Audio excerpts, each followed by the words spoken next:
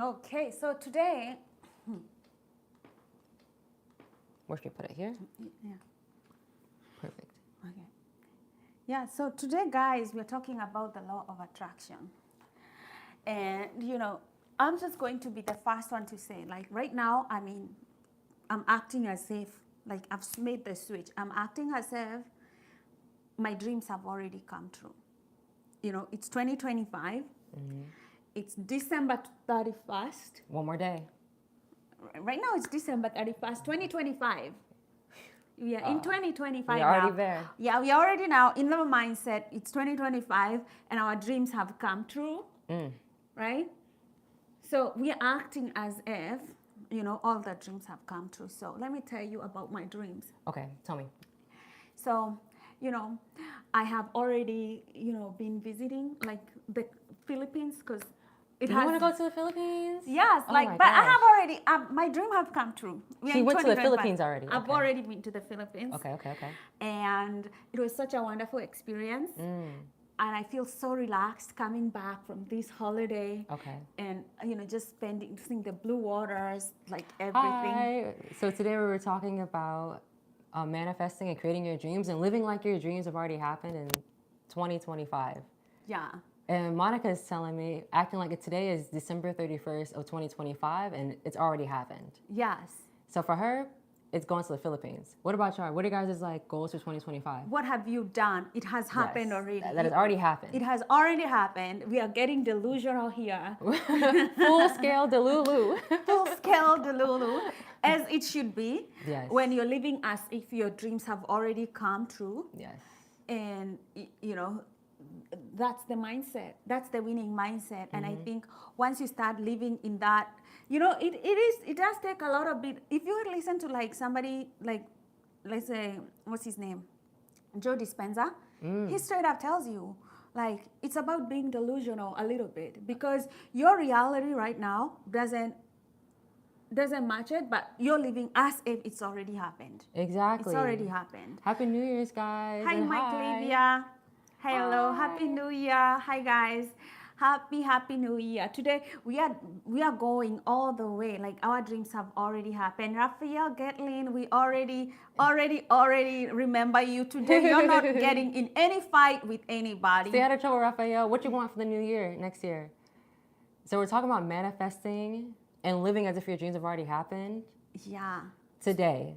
So we are acting as if. So for me, I know that I have already traveled to Thailand.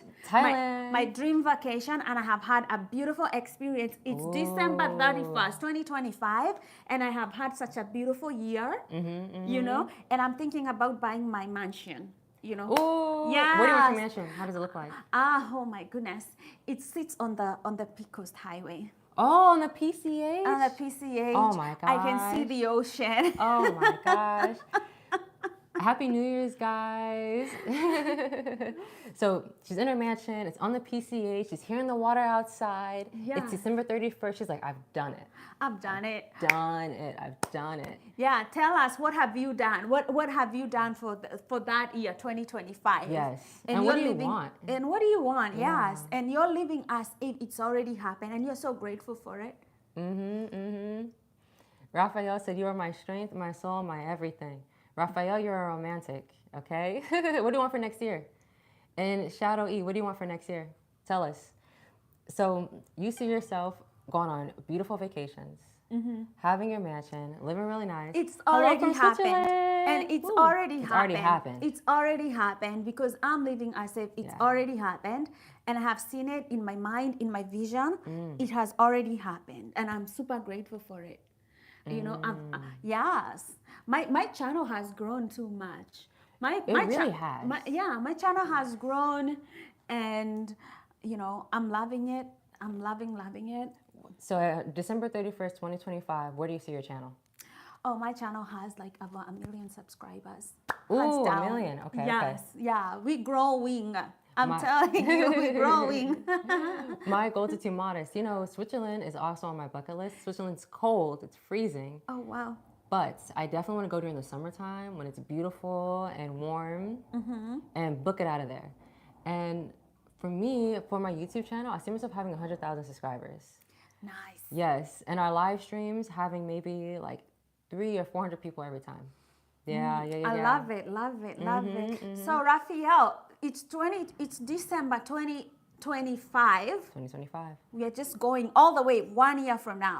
And all your dreams have come true. Everything that you've dreamed about, it has already come true. So we are behaving as if it's already come true. Oh, I said it wrong. Wow. How are you behaving? Yeah, okay. So first, if I had 100,000 subscribers, I'm doing my hair like this. I'm doing the... Yeah, so I finally reached 100,000 subscriers, and I would have one of those subscriber cakes. You know the videos where they have like the numbers on the cake? Yeah, you have over 100,000 subscribers. Yes. Oh my goodness, girl. Woo! Oh, this is what I'm talking about. I'm so Oh my proud gosh. of you. I will come visit you in your mansion. Yeah. So you have an extra room? Can I stay over? Oh, please come stay over. Put our feet in the water. You don't even need to ask, girl. You know you're always welcome to this mansion by the ocean. Tanuki said, but cheese fondue is best in the winter. Ooh. He said we gotta go to Switzerland in the winter to have all the warm foods. Ooh. Tanuki, Happy New Year, Happy New Year. We're talking about getting delusional here. Being delusional is undermined. But this is what they actually tell us to do when we are summoning and getting into alignment, because the law of attraction is you attract what is similar. Yes. You attract what is similar. So if you think like, oh, my dreams have already come true, that's what you attract. You know? Hi, I don't like calling you nobody, but I know you are going into that space of the void. I know you said you have autism. Welcome. You're welcome to this channel. Yes. We're talking about next year and your dreams. Like they've already come to tell us what is your goal for next year, and what's your dream? What's your dream? Vision? And how are you going to start behaving as if they've already come true? You know, one thing I did today to start acting like I've already made it to my dreams is I went to go work out this morning at 6 a.m. Yes. Now, I don't usually get out of bed at least 8 a.m. But for the person I want to become next year, that person I know for a fact wakes up early and works out at least every day. She hits those Pilates classes and she feels good about herself, right? Yeah. And so December 31st, 2025, I'm feeling the best I've ever felt in my body. The absolute best. You're in great shape. You're feeling good. Hi, Sak. I see you're back. Welcome again. Welcome, welcome. Glad you're back. Raphael says, you and me, I'm not gonna boo. Boo. We boo. Boo. We boo those comments. Boo. Boo. Boo. Boo. I don't see myself in an Airbnb with anybody. That's number one. Number one. I see myself in an ocean, in a house in the ocean. I have bought myself oceanfront, facing the ocean, and I am not, I'm not like a chips funga or anything like that. Like no, I'm not in an Airbnb. Number one, no hotels, no Airbnbs. No. Not for the classy ladies. I'm in my mansion. At the end of 2025, exactly. That's what you should have. Yeah. Awesome. But you can ask your question, Raphael, if you can contain yourself. An Airbnb, ocean view. We're in the mansion. Not somebody's Airbnb. Mine. And her mansion. Mine. Yes. So how many countries do you your want? Your dreams and mine, you see why they cannot attract? Ooh. You see why they cannot attract? Different places. We are in different places. You're in different places. My energy is here. You're talking about Airbnb. And I'm like, what are you talking about? That's serious. That's serious. That's serious. That's a good point, actually. We're not in alignment. Attracting people who are in the right alignment for you. Right. Because that's important, and where your dreams and your goals are going. So what kind of people do you see around you, or what kind of people are around you in 2025? Oh, I'm surrounded by love. I'm surrounded by people who are determined. I'm surrounded by people who have goals, who have vision, people who have manifested and made things a reality in their life. I'm surrounded by people with faith. I'm surrounded by movers and shakers, people of action, people who give me advice in my business, people who mentor me, people who propel me forward. I'm surrounded by all these big thinkers in my life. Heavy on the people who propel you forward and the mentors. There's, I came to the conclusion that in 2024, I was a person pulling people forward a lot. And in 2025, and I know any people who can pull me forward, because there's things I just don't know, guys. And I want to be surrounded by those people. I don't want to feel like I'm ever the smartest in the room. I always want to feel like there's someone who could teach me more. Yeah, so you're surrounded by, by teachers, by mentors, Teachers, by coaches. mentors. Yeah, people who are taking you, giving you ideas, pouring into you. That next level. That next level above, Yes. all that. So, now I'm talking about a Lambo and I'm talking about a Ferrari. You see, now you're getting to the mindset. Raphael, he's on top now. He knows. He knows. Now you know. Living in Newport Beach, the car culture is so amazing. I see myself at the end of 2025 being a part of that car culture and having the car of my dreams. Ooh, Yes. You're driving your car of your dreams right now. You're driving it, right? Yes. Yeah, you can see it, you can smell it, you get Yes. on the inside of it, you have that new car smell. Yes. Ooh, I don't know, is it a Tesla? I've been driving a Tesla recently, and man, are they a nice car. You But- have your Tesla now? I want a sports car. You want a sports car? I want a girl. Ferrari. I You're want driving. that beautiful, cherry red, sleek in the sun, the sunlight on you. Oh, she's Ooh, driving a top down. Ferrari. Fancy. Fancy. I see it for myself. See? But I also see myself I traveling don't know why it didn't charge my charger. to at least 5 to 10 new countries. That is so important to me. Traveling is so, so key. So in the next year, so far I've been to 20 countries. I want to be at least at 30. Yes. I'm doing a full Asia tour. Oh. Yes, we're talking Vietnam, we're talking China, we're talking Korea, we're talking Laos, Cambodia, all of those beautiful, beautiful places I am so thrilled for. Raphael, he said, I'm talking about a limousine. I'm talking about a jet. Talking about red Yes. carpet walking. Right. Raphael, I love how you're increasing your dreams. I love Right. that. I love that. Right. See, when you stay with people with a higher mindset, it changes. Higher mindset is so, Right. so important. Right. You have to. Something has to change. You can never be the same. See, you already want bigger goals for yourself, and that's what's amazing. That's Right. just so amazing. Yeah, you always have to dream big, and then we are acting as if everything has happened. So I mean, Yes. Raphael, which one do you wanna take us out with? Ooh. Which one do you wanna take us out with? Is it the Ferrari? Oh, Wave TV. Good morning from Kenya. We TV, we are here. Happy New Year. Happy New Year. So today we are talking about living as if our dreams have already come true, because they have come Yes. true. It's 2025 right now, December 31st, and Yes. all the dreams that we've been working out through this whole year, this new year, They are here. they've already manifested. And I know Raphael is taking me on his Ferrari. Ooh, Raphael's a fancy one. We love to see it. He's talking about magazine covers, press releases, private wedding. Oh, wow. He's taking a long time with you, Monica. Oh my God. He said a wedding. Oh, whoa, Wow. whoa. See, we're moving up. Talking about mental health is so, so important. In 2025, by December 31st, I see myself having the best year mental health-wise I've ever had in my life. Amen. I'm talking no anxiety. I'm talking no depression. I'm talking no stress. I'm talking happiness to the 10th degree. I want to feel a level of happiness and Bliss. freedom to where I just feel blissful doing Bliss. mundane tasks. We're talking about every cell of your body vibrating with energy and happiness. This is what is happening, that your cells, every cell in your body is on a command to vibrate at the level of bliss. It's just giving you that good energy, dopamine, serotonin, Yes. everything that is good. Every day I open my eyes, I think to myself, man, I'm so excited for the day ahead. Amen. It's a gift. It's a gift. Way TV. Tell us what you want in the new year. Tell us what you envision yourself by December 31st, 2025. Let us know. Yeah. Because Raphael is trying to go to the Dominican Republic. Ooh.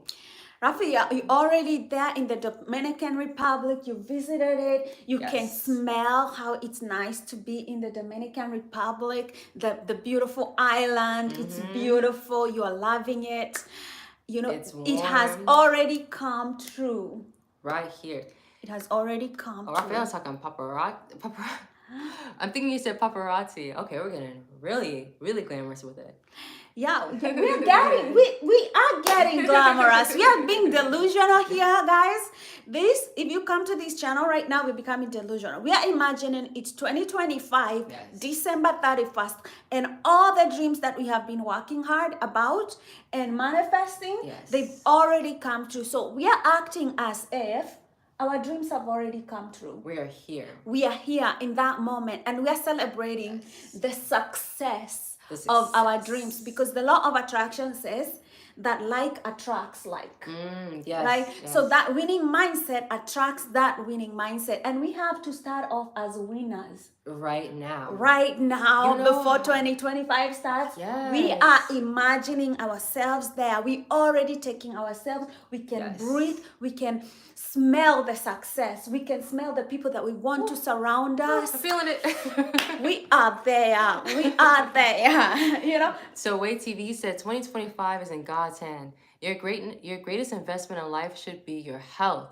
Health is wealth. 2025, ensure you're focusing on positive energy and vibe. Right. 2025, we are manifesting more partnerships. We must break more barriers. We are manifesting each and every dream we have not achieved as a community-based media in Kenya. Oh my gosh, that is phenomenal. That is incredible. Yeah, 2025. We are in tip-top shape. Tip-top shape. Tip-top shape. And we are timelessly youthful.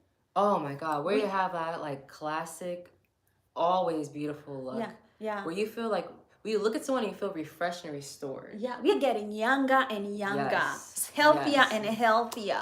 Healthier and healthier. Oh my goodness, just making big decisions with our health Yeah. too. Yeah. You know, how you show up at the starting line is how you finish the race. Mm-hmm.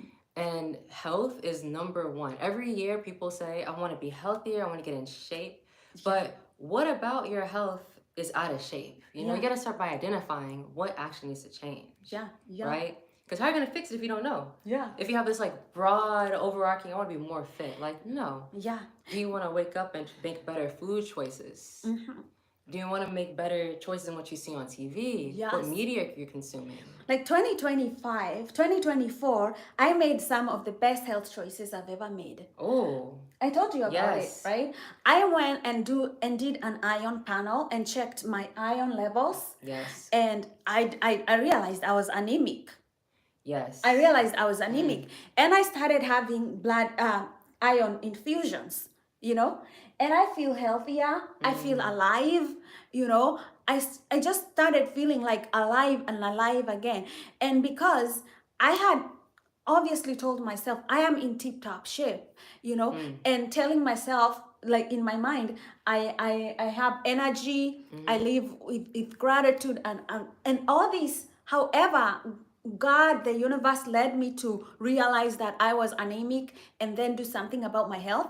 It just changed everything. And that's talking about very specific progressive steps. Oh, Raphael, what's your question? And Aya, hi, we're so glad you're here. We're talking about manifesting our goals and living as if they've came true right now. And we're talking about, yes, of course, we want to be friends. Hit subscribe to join us and be friends with us. Tell us about what you want in 2025. Yeah. We're talking about the importance of your physical health. Raphael, will you marry me? You are the first. Oh, and Jerry's back. Hi, Jerry. is Glad back. you're here. No more World War III between Yes, you guys Harry have to keep it calm in the comments, please. And Raphael, remember what I said? No child marriages, too young to be married. Monica here is super young. I am super young, you know. No child marriages here. And Jerry, we're so glad you're here. What do you want for 2025? 2025, we are manifesting. We are living as if our dreams have already come true Right now. right now. So whatever dream that you have for 2025, right now we are manifesting. We are believing ourselves. We are now thinking ourselves. It's already 2025, Yes. December 31st. We are looking towards 2026, Yes. and we are thinking here, and we are sitting, and we are having that feeling of success. Yes. We are looking back at 2025. It was a wonderful year. It was beautiful. It was beautiful. Our dreams came true. So what in 2025 did you do to make your dreams come true? 2025, I went live every day. Oh, Woo, every day. I went live every day Wow. and grew my subscribers, grew my watch hours. Wow. I made friends with the entire universe. Wow. I love that. I love inspired that. I people love that. with a growth mindset. I have inspired them. I made them grow. I made Wow. people realize that, they are more powerful than they ever think about. Yeah, you know what? That is such a good goal, to inspire people to see that they're more powerful than they could have ever thought. Yeah. That is powerful. Yeah, most people don't believe how powerful they are. Oh, Aya, thank you for saying we're pretty. Oh my gosh, Ooh, you're the love, best. You're the love, best. love. And Jerry, you're awesome. He says in 2025, I'm looking for true love. What does true love look like? What? Yeah. Yeah, how does it feel? Yeah, exactly. It's 2025. You've already gotten your true love, Jerry. So what have you done in 2025? Yes. How do you find them? Like, what's your love story? Because, Yeah. You have to tell us. It's already December 31st. You met them. You You've fell in already love. met them. You've already met them. So we want to know how you got the love of your life, because now Yeah. we are acting as if It already has happened. already happened, because Yes. like attracts like. Yes. And we are not leaving any room No that it room. hasn't happened, because it has to happen. It has to happen. Oh, Aya, if you can come back anytime, we'll be here on stream. Yeah, if you gotta go, you gotta go, And girl. Jerry, what kind of person are you looking for? Is she kind? Is she funny? Is she someone soft-spoken? Yeah. Is she exciting and loud? Yeah. Jerry, we know that your dream is to find the right girl. Yes. We know that your dream is to find the right girl. Yes. But when the law of attraction says that you have to be in the mindset that it has already happened, Yes. so that you can attract it. So right now you have to be in the mindset that you have already found that girl. And what you have to ask yourself, okay, I have found her. What has changed about me Ooh. that has made me attract her? Ooh. What You has know- changed about me that has made me Yeah. her? Wait, that is so powerful. What has changed about me that has made her be attracted to me? Yes. He said, Black or Asian, beautiful, kind, caring, loving, and faithful. Exactly. Wow.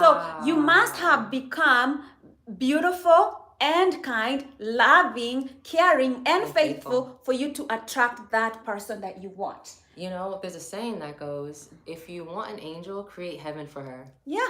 And you seem like the kind of person that wants someone who's a gentle, beautiful angel. So are you creating heaven in 2025? Yeah. And if you want a beautiful, kind person, you have also to take care of your body so you look handsome and Yes. beautiful. You also have to be caring, loving, kind, and faithful. I see a lot of people, they're sleeping around and they want somebody faithful. And it doesn't work out like that. Yeah. You have to stop having sex, Pause it. pause it completely, and then give room for somebody faithful to come into your life. That's my goal for next year, is to be celibate for the entire year. And that's because I want to, after that time, I want to attract someone who's very, very faithful, Yeah. very dedicated, who wants to give me the kind of love that I'm very specifically looking for. Yeah. And having that patience to wait for me for a full year. Mm-hmm. And while I develop myself and grow, shows the character. And it's really powerful to take those things into your own hands. Celibacy is a good thing. It's good to wait and really put your mind to what you want. Because sometimes you need that time to put it in your mind. Like, this is the only thing that I want. Yeah. This is exactly what I want. I want this kind of love to find me in 2025. Yeah. He has to understand that there is no way you can love someone when you don't love yourself enough. Yes. Love your neighbor as you love yourself simply means loving yourself comes first. Oh my God, Wait TV, that is so powerful. He says self-love comes first. Right. That is a fact. Self-love comes first. Everything begins okay, so if you don't love yourself enough to think I am worthy of this girl that I think is a 10, Right. if you don't think you're worthy enough of her, you can never get her. Exactly. You can never get her. Yesterday I was just saying on stream that a lot of times people will say, oh, I don't know how I pulled you, or I don't know how you can like me. And that's just a sign that I shouldn't like you. If you don't know how it can happen, okay, then I don't know either. Let me leave. Yeah. And the reason why somebody feels unworthy of that girl Yeah. is because you're not at the same frequency. You're not at the same frequency. So you haven't worked on yourself very well to the point where you feel confident and loving yourself, and then you feel like, okay, we are at the same match. If you're always feeling that somebody is better than you, it means like you're coming from a low self-esteem. You don't love yourself, and that's why it's not matching. That's a good point. That is a really, really, really good point. And self-esteem has to come first in everything you do. You have to feel worthy. Because Jerry, he said that he is 61 and that I can attract, but all the qualities are hard to find. Those qualities, when it's time for you, when you're in perfect alignment, will just find you randomly. It almost seems like spontaneous. Yeah, but like attracts like. Yes. So if those qualities are hard to find, you have to ask yourself, am I having a hard time with these qualities? Am I struggling with these qualities? You know, because if you're not struggling with these qualities, then you should not have a problem. Let's say you want to be with a millionaire and you're not a millionaire. That's why it's very difficult. You know, like attracts like you said. Like attracts like. And so... And the way you can attract a millionaire when in your reality you're not a millionaire is you believe in your mind that I've already accomplished the millions. You already accomplished the millions. Yes. So now starts attracting like. Yes. But it has to be in your mindset. You have to believe it. You have to, no You matter have to what. Even if believe it's it. delusional. Even if it's like something you feel like, how is this even, how am I even going to get to that point? Exactly. That's why know? we are saying act as if it's already happened. Yes. Be delusional to believe that I'm already there. Yes. I'm already there. Look, I already have my beachfront ocean house. Looking It's out the already window. there. It's happened. Amen. And it's done, right? Exactly. That's how we step into that And energy. you have to, one thing that is so important about manifesting is you have to believe you deserve it. Because one thing about delusional people is that they believe they deserve every good thing in the world, right? Even if they have no qualities to be deserving of it. You ever meet someone who's narcissistic? They think that the whole world should belong to them. Yeah. That's crazy. But the reason why those crazy narcissists get what they want is from that delusional belief. You can take the good aspect of that belief and truly believe that you deserve everything good in the world in a healthy way. Yeah. And sometimes I say, I believe that I deserve good things simply because I exist. That's right? the best affirmation on earth. And I'm like, I believe simply because I exist and everything in life, including my precious life, which is the greatest gift of all, is a gift. Like I didn't do anything to be put into this universe. I didn't do anything. I didn't even know I existed. I found myself here. Wade TV said, you are doing a good job, ladies. Ojoa Mary Mem is proud of you. Oh, it's 3:21 a.m. East Africa time. If you are not worth listening to, we as Kenyans will not be here. God bless you, 2025. Oh, we're so glad. Thank you. And you always live together. There is not any boy with you. Well, yeah, because sometimes you have to have like that sacred feminine space to cultivate what you want in a man or in the men around you. Yeah. Even as friends, even as like partners, as business partners, no matter, you have to have the same mindset. Yeah, exactly. You have to have the same mindset.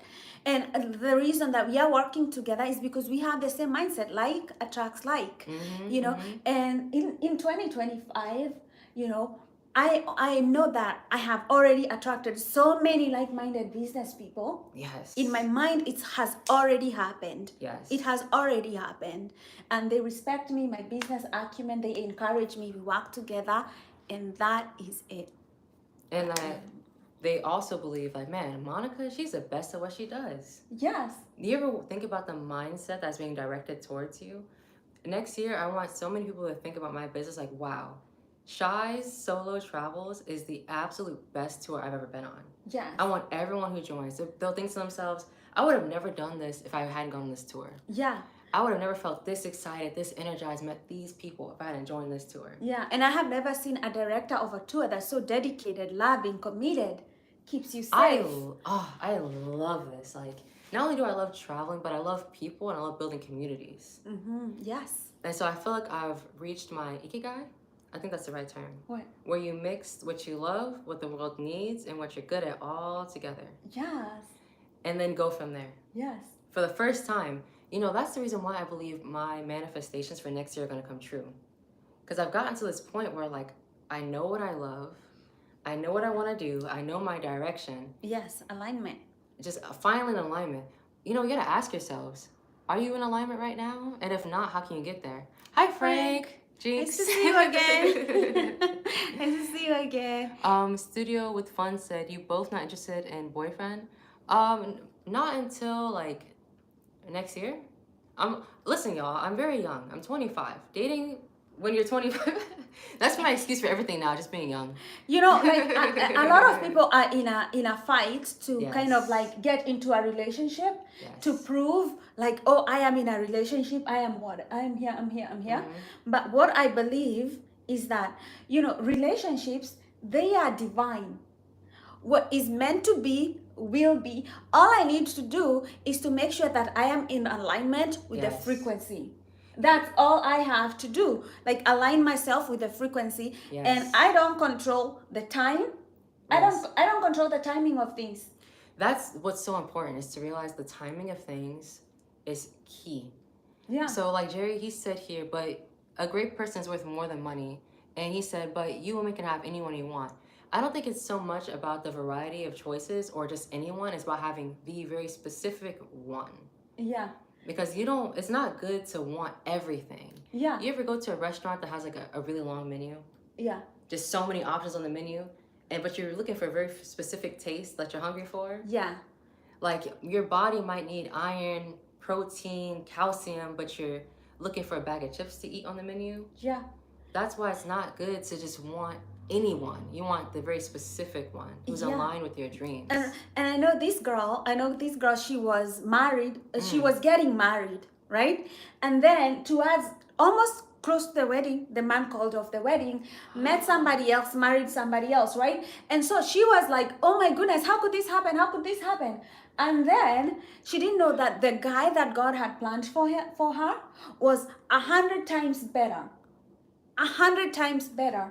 She wasn't in the same frequency, and the reason God said no, it was, you are on this level, like you're on this level, and you're getting this guy who's not at the same level, and the universe is like, no, this cannot work out. You know, this cannot work out. That's why this guy dumps her, because he is not like the faithful kind, the man she deserves. Goes with another woman, and she gets the man who absolutely adores her. They have children. They're living their happy ever after. And it's like, you never rush things. You never Never rush decide, it. oh, because I am here, then this must be the person that I, Right. we have to be patient. Patience is key. But a big part of patience is not being desperate and being hungry for it. You have to let the universe put it on your plate when you are ready. And all you have to do is to work on your mindset, like, Yourself, but is like become that person who is reliable, dependable, kind, loving, caring, understanding, patient. You become that person, and then you will find that you will be surrounded by the same people. You'll just be surrounded by the same people you love. Jerry said, I would be so blessed to have great friends like you two. Peace and love. Jerry, you are the best. We're so happy you joined our live streams. Yeah. Make sure you subscribe and join them. We're so happy to have you here. And Raphael, he said, baby, I'm talking about mansions. I'm talking about ocean views. I'm talking about paparazzis. Raphael has big dreams for next year. And if you believe them, they will be achieved. They will be achieved. And I have a son that's going to be 25. He's good. Kid raised him in the church, and he's been single all his life. If you're interested, okay. All right. And then he said, if you're interested, then I can become boyfriend to any one of you. Studio Fun. You'll get the right person with your dreams. Yes. And then Frank says, my wife and I have prayed on it, and we believe that God is developing a woman to be put in his life.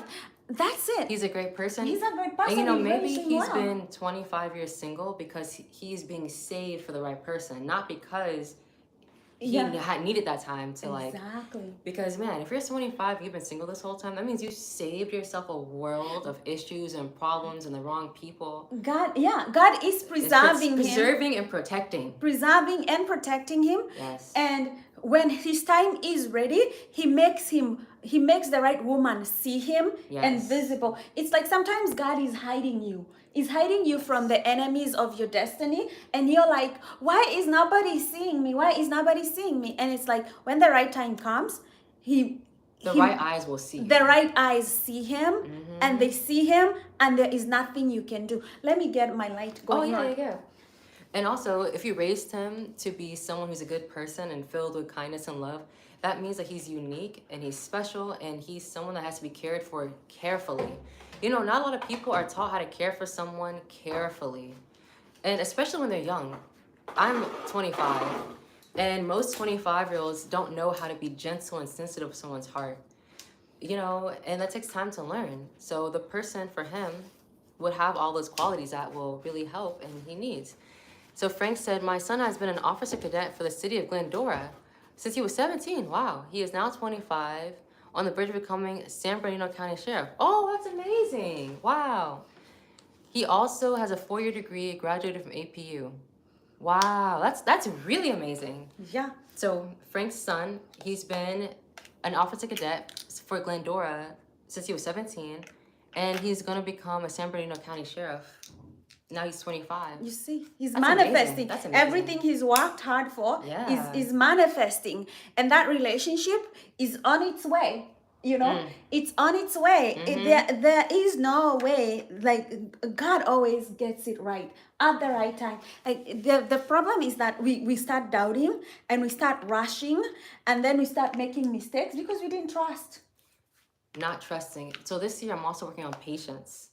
Growing up, okay, everyone who's like a Gen Z or millennial might understand this.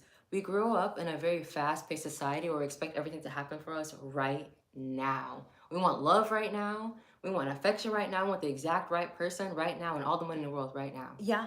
But the timing and the patience is what brings the right thing for you, because you're going to change. And if you're becoming the best version of yourself, you need to invest the time in it. So patience. No matter how long it takes, it will get to you. It's going to come. It's going to come. You know, patience is key. And when you realize that sometimes God says no because he doesn't want you to take the wrong step. You know, God, his answer is always yes. The universe always says yes to everything. Yes. But when he says wait, when he says no, it's because you're being protected. You're being protected. You're always being protected. The reason why he's probably not giving you that big mansion right there because he doesn't want you to go into debt. Or maybe the reason why you don't have that big mansion is because you might not have the financial skills yet. Yeah. Like, you got to see what parts of yourself are being honest with yourself. Like, am I that person who needs to have all those goals right now? Can he entrust you with that? You know, sometimes we are not ready for that marriage and you're going for the good wife, and God is saying, I cannot entrust you with this wife. Right. I cannot And entrust you with sometimes this wife. the patience is Right now. You need I'm to gonna learn. spare you. You're gonna wait to get married till you're 30 because it'll save you being divorced in your Being 60s. divorced, yes. Right? You want someone who's gonna spend the whole life with you. Your lifetime with you. So, but I understand wanting grandkids. I understand wanting to see him get married. But you want to see him be the happiest he's ever been with your grandkids. Yeah, you don't want to have grandkids and then they get divorced and now he's a single dad or something like that, and happy. You know, that's why we're like, in the fullness of time, in the fullness, it has manifested. And you always have to think, like, I already have grandkids. I have a granddaughter. You know, you're in that mindset. You have a grandkid, you have a granddaughter. You can see your grandchildren play with you. They come to visit you through the holidays. Yes. We are telling you to hold that in your mind. Like, it's already happened. Yes. Like, it's already happened. I even, like, envision what I want my in-laws to be like. I want to be best friends with my in-laws. I want to have like the closest relationship with them. And that was a big vision for me because I had a difficult family structure, right? And so when I get married, I want to be able to like go hang out with them and spend good time with them. But all the partners I've had in the past didn't have that family structure. So that's one way you can see that that wasn't right for me. Because when the dream is fully fulfilled, you will have every part be fulfilled too. And man, am I glad I had patience. You know, my parents, they got married when they were 19 and 20. 19 and 20. And they did not stay married very long. But imagine if they waited. Imagine if they let that timing happen. Imagine if they had to like foresight to have alignment, to work on themselves, to accomplish their dreams, it would have been amazing. Frank said, yes, yeah, we want to have a woman of God come into Nathan's life. Well, I want to get a lawyer to sign a prenuptial agreement before he gets married, anyone, because he has a lot of money to lose. I have invested in our family inheritance. Oh, that's amazing. I have friends who are officers who've lost everything because of divorce. Whoever this woman is, she will have to sign a prenuptial agreement. Oh, sorry. And just read first. oh, what the heck? I know. I've been limiting my social media. Let's see. Okay. And sign a prenuptial agreement, so she'll take the house, I gave my son, and doesn't take the pension away. You see, that is even more reason to wait. You won't even have to bother attracting a woman that would be in the business of taking all those things away if you wait patiently for the right person. Yeah, exactly. If you manifest the right relationship, this will be a forever, like, you know, especially if you're a Christian, and we know in Christianity there should be no divorce. So if you're in that fear and frequency that he gets married and he'll meet the wrong person, they might get married. So you're already in the bad mindset. Right. You're not thinking about abundance, you know. And when you behave like that, when you think like that, you will attract that. You will attract the exact woman that you don't want to attract. And she will want a divorce, and she will do all this and all that. Like we are not in that mindset. We are in a mindset of, it's 2025. Nathan's already met the woman of his dreams. He will never have to worry about anyone being even concerned about his finances and his money. Yeah. She is beautiful. She makes him so happy. Yeah. Nathan is so happy. They're talking about a family, they're talking about kids. Yeah. All because he had the patience. Yeah, and he is generous. He meets a woman that he's already in the mentality like, I'm going to be generous to this woman. Yes. I'm going to love her. We are going to stay consistent. Like already God has already spoken to her, like this is her goals. I'm going to support her. You know what? I was meeting this comedian. I was watching this comedian. She's very famous. She's American. And she says that when she got married, the family she was getting married to was like, our son is successful. Oh, I saw that one. Like, yeah, we are going to have to sign a prenup and everything. And all she felt through the whole thing was like, they think I'm a gold digger. They don't love me. They don't even see me as part of the family. And then she gets divorced and she gets her own career going.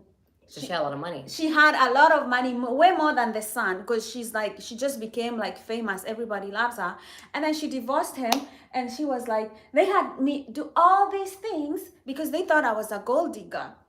But it protected her. It protected her. Because she ended up having more money. Yeah, she ended up having more money, so it ended up protecting her. Wow. And so Jerry said, did you ladies study love in college? You're so full of knowledge. Actually, I studied the people who did love wrong, right? And I saw all the ways they did things wrong, and I had the chance to visualize what I wanted to do right. So I put a lot of thought behind what I wanted, because again, my goal is very simple. I want to be married one time. So I can't go into a goal like that without being knowledgeable of what it would take and what it would require. So I did take the time to study and research and visualize and be patient and wait. And sometimes you have to say no to opportunities that present themselves, right? By still staying patient. Wait till you have everything that you want. Yeah. So Frank said, yes, I agree. We'll wait for the right person, but regardless, she will have to sign a prenup agreement. I understand prayer is everything, but it's natural you have to take care of things. Our generational wealth is in the millions. That's amazing. We cannot stand to lose it because somebody showed up with a t-shirt and gave him a child or decide things are not going to work out. So we pray in the supernatural for all things we ask for, but in the natural, we have to take care of the things in the world. You know, I do understand your concerns, but if Nathan's a smart guy, I'm pretty sure he's gonna choose some girl in a hot t-shirt, you know? He's not gonna choose the wet t-shirt girl and be like, Nathan, I would really love a child with you. Yeah. You know, if he's smart and he already has that in him, then he'll look for someone who's also smart and kind. You know, yeah. And if you understand like you have a lot to lose, that's when you go and you make sure that your mindset is correct. I find these guys, they have money, right? And they go buying all these expensive cars and they end up attracting gold diggers. Do you display your wealth? You know what? That's a good question, Frank. Does your son display his wealth ever? Would a woman know he has money just by looking at him and spending time with him? Because in truth, a lot of the times, ladies just don't know until a man tells them. On dating apps, I see Ferraris, I see fancy watches. On social media, I see them on like expensive luxury items. So they're advertising their wealth, and that attracts the wrong people. If he's a modest person, then how's she gonna know? She'll think she's getting married to some guy who's like, oh, okay, well, Yeah. maybe he makes whatever amount, but I like him, so I'll stick with him. You know, like, but that's a big mistake. A lot of, especially older guys where we live in California, Yeah. that they'll do. They display their wealth and they're surprised that they get gold digging ladies to come. Yeah, yeah. And you attract who you are. The You thing really is, do. like, Yeah. someone attracts people attract who they are. And Frank said, no, you're right. He's not going to choose the wrong person, but I will be the person natural to tell him she has to sign a prenuptial or no deal. Has it ever happened to you, Frank, by the way? Have you ever had an experience where someone came into your life and they were really money hungry? And I do understand wanting to protect your wealth, undeniably. But he said, and then Islam said, oh, sorry, I don't know that language. Frank also said, no, she would not know because he's very humble. Drives a Toyota, he dresses casual, he's a humble person that you'll ever meet. Yeah, so he's pretty much protecting himself with his own humility. Yeah, yeah. And you know what, that kind of goes back to my concept we were talking about before about modesty and not protecting you. Yeah. So, you know, I'm all about women feeling good and empowered and confident. Yeah. But I'm also all about like how you advertise yourself is what you get. See, if you're having goals for next year, you have to plan your goals very carefully. Yes. And the way I act, I talk, or I walk, the external world is going to perceive you, and that's kind of like what you show and what you sell, you know? Your values. Right. And if I want to attract somebody who's going to be really good and kind to me and care about me as me, then I can't be showing off the goods too much. You know what I mean? Yes. I feel saying I'm talking about paparazzi.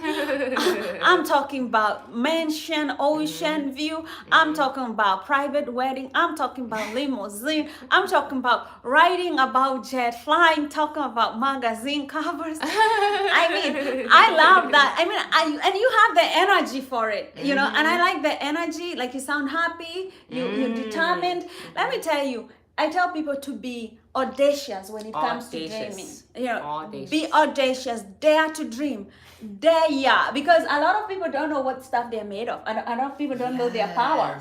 You know, and I say, dare the universe, dare that dream, and I'm telling you, you know, it'll come true. It will. It'll come true. And Frank said, whoever she is, she'd be surprised when he's worth millions. She would have the choice on whether she would want to work, start her own business, be a homemaker. Our wedding present is our existing home that is already paid off, put into living trust. See, you have a lot of good things going. Yeah. But you know what? That shows even more how careful he has to be. That's why you have, exactly. So you've got a lot to offer. Somebody something. who's going to come into your family and start a family, give you grandchildren. You know, most people, like, they hope that they get into a good family. But the one thing that you can do is don't be like, oh, we are giving you all this, but don't go with the energy where you attack her, where she feels like you're seeing her as a gold digger, because she wants to feel like she's marrying into a good family. You know, and the moment, like, I know rich families, the moment they start like pointing out girls and telling them like, you're a gold digger, sign this, sign that, you already build a wall. Even before the marriage starts, you've already built a wall, and it'll probably not go well, like into a divorce. I remember like this Queen Esther. You know, Queen Esther, she walks in the Bible, she walks into the king's, and the king has to put up his scepter, because he says like, my wealth is her wealth.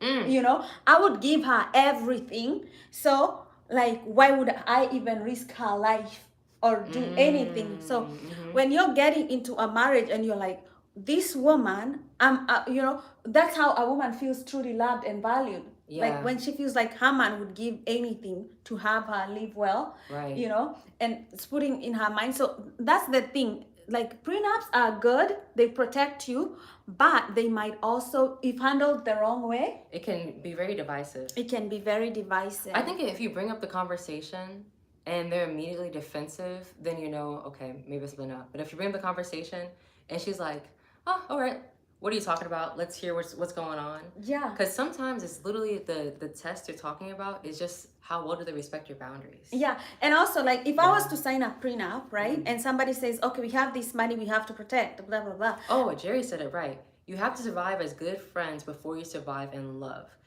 Think about it. There's so many boundaries you have to cross before you even get to the point where you guys are talking about prenups. Yeah. If you say to her, oh, you know what, I'm not really feeling like going out today, and she pushes you to go out, she's gonna cross a boundary. Yeah.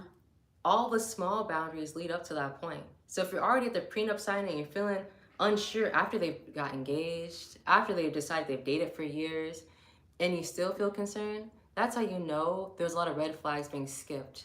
Because by the time you get to that point, you should already like trust them fully. Yeah, yeah. To be engaged and about to be married. Yeah, I don't think. Yeah, that's why you should never rush, ever. You know, take your time. Yeah, I mean, I know for sure there are girls out there who are bad girls, and you know they can divorce somebody and take their money. You know, I understand that they need and the fear that men have that everything they have worked for, somebody can come and take snatch it and leave them broke. I ask guys who've had those experiences, did they see any red flags in the beginning? I ask people that all the time, like, you've had crazy experiences, did you see a red flag that you chose to ignore in the beginning? And they always say yes. And I'll say, how soon in the relationship did you see the red flag? And it's usually within a month. Yeah. The first month will tell you, like, okay, this person is gonna have some weirdness. If you ignore it, then that's a you person like problem. Yeah. That's a good point about 2025. Ask yourself, am I ignoring any issues?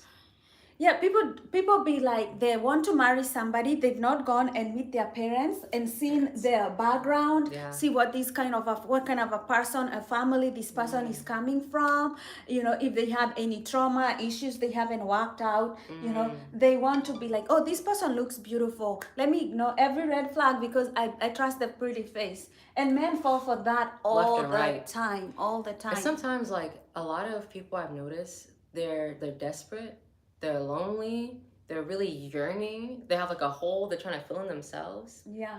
In 2025, we are not having any holes you want to fill in ourselves. You got to fill it with yourself. You gotta heal emotionally. Yes. And then you got to armor yourself with like good values. Yes. And so that you can see people clearly and make the right judgment if you're looking for a partner in 2025.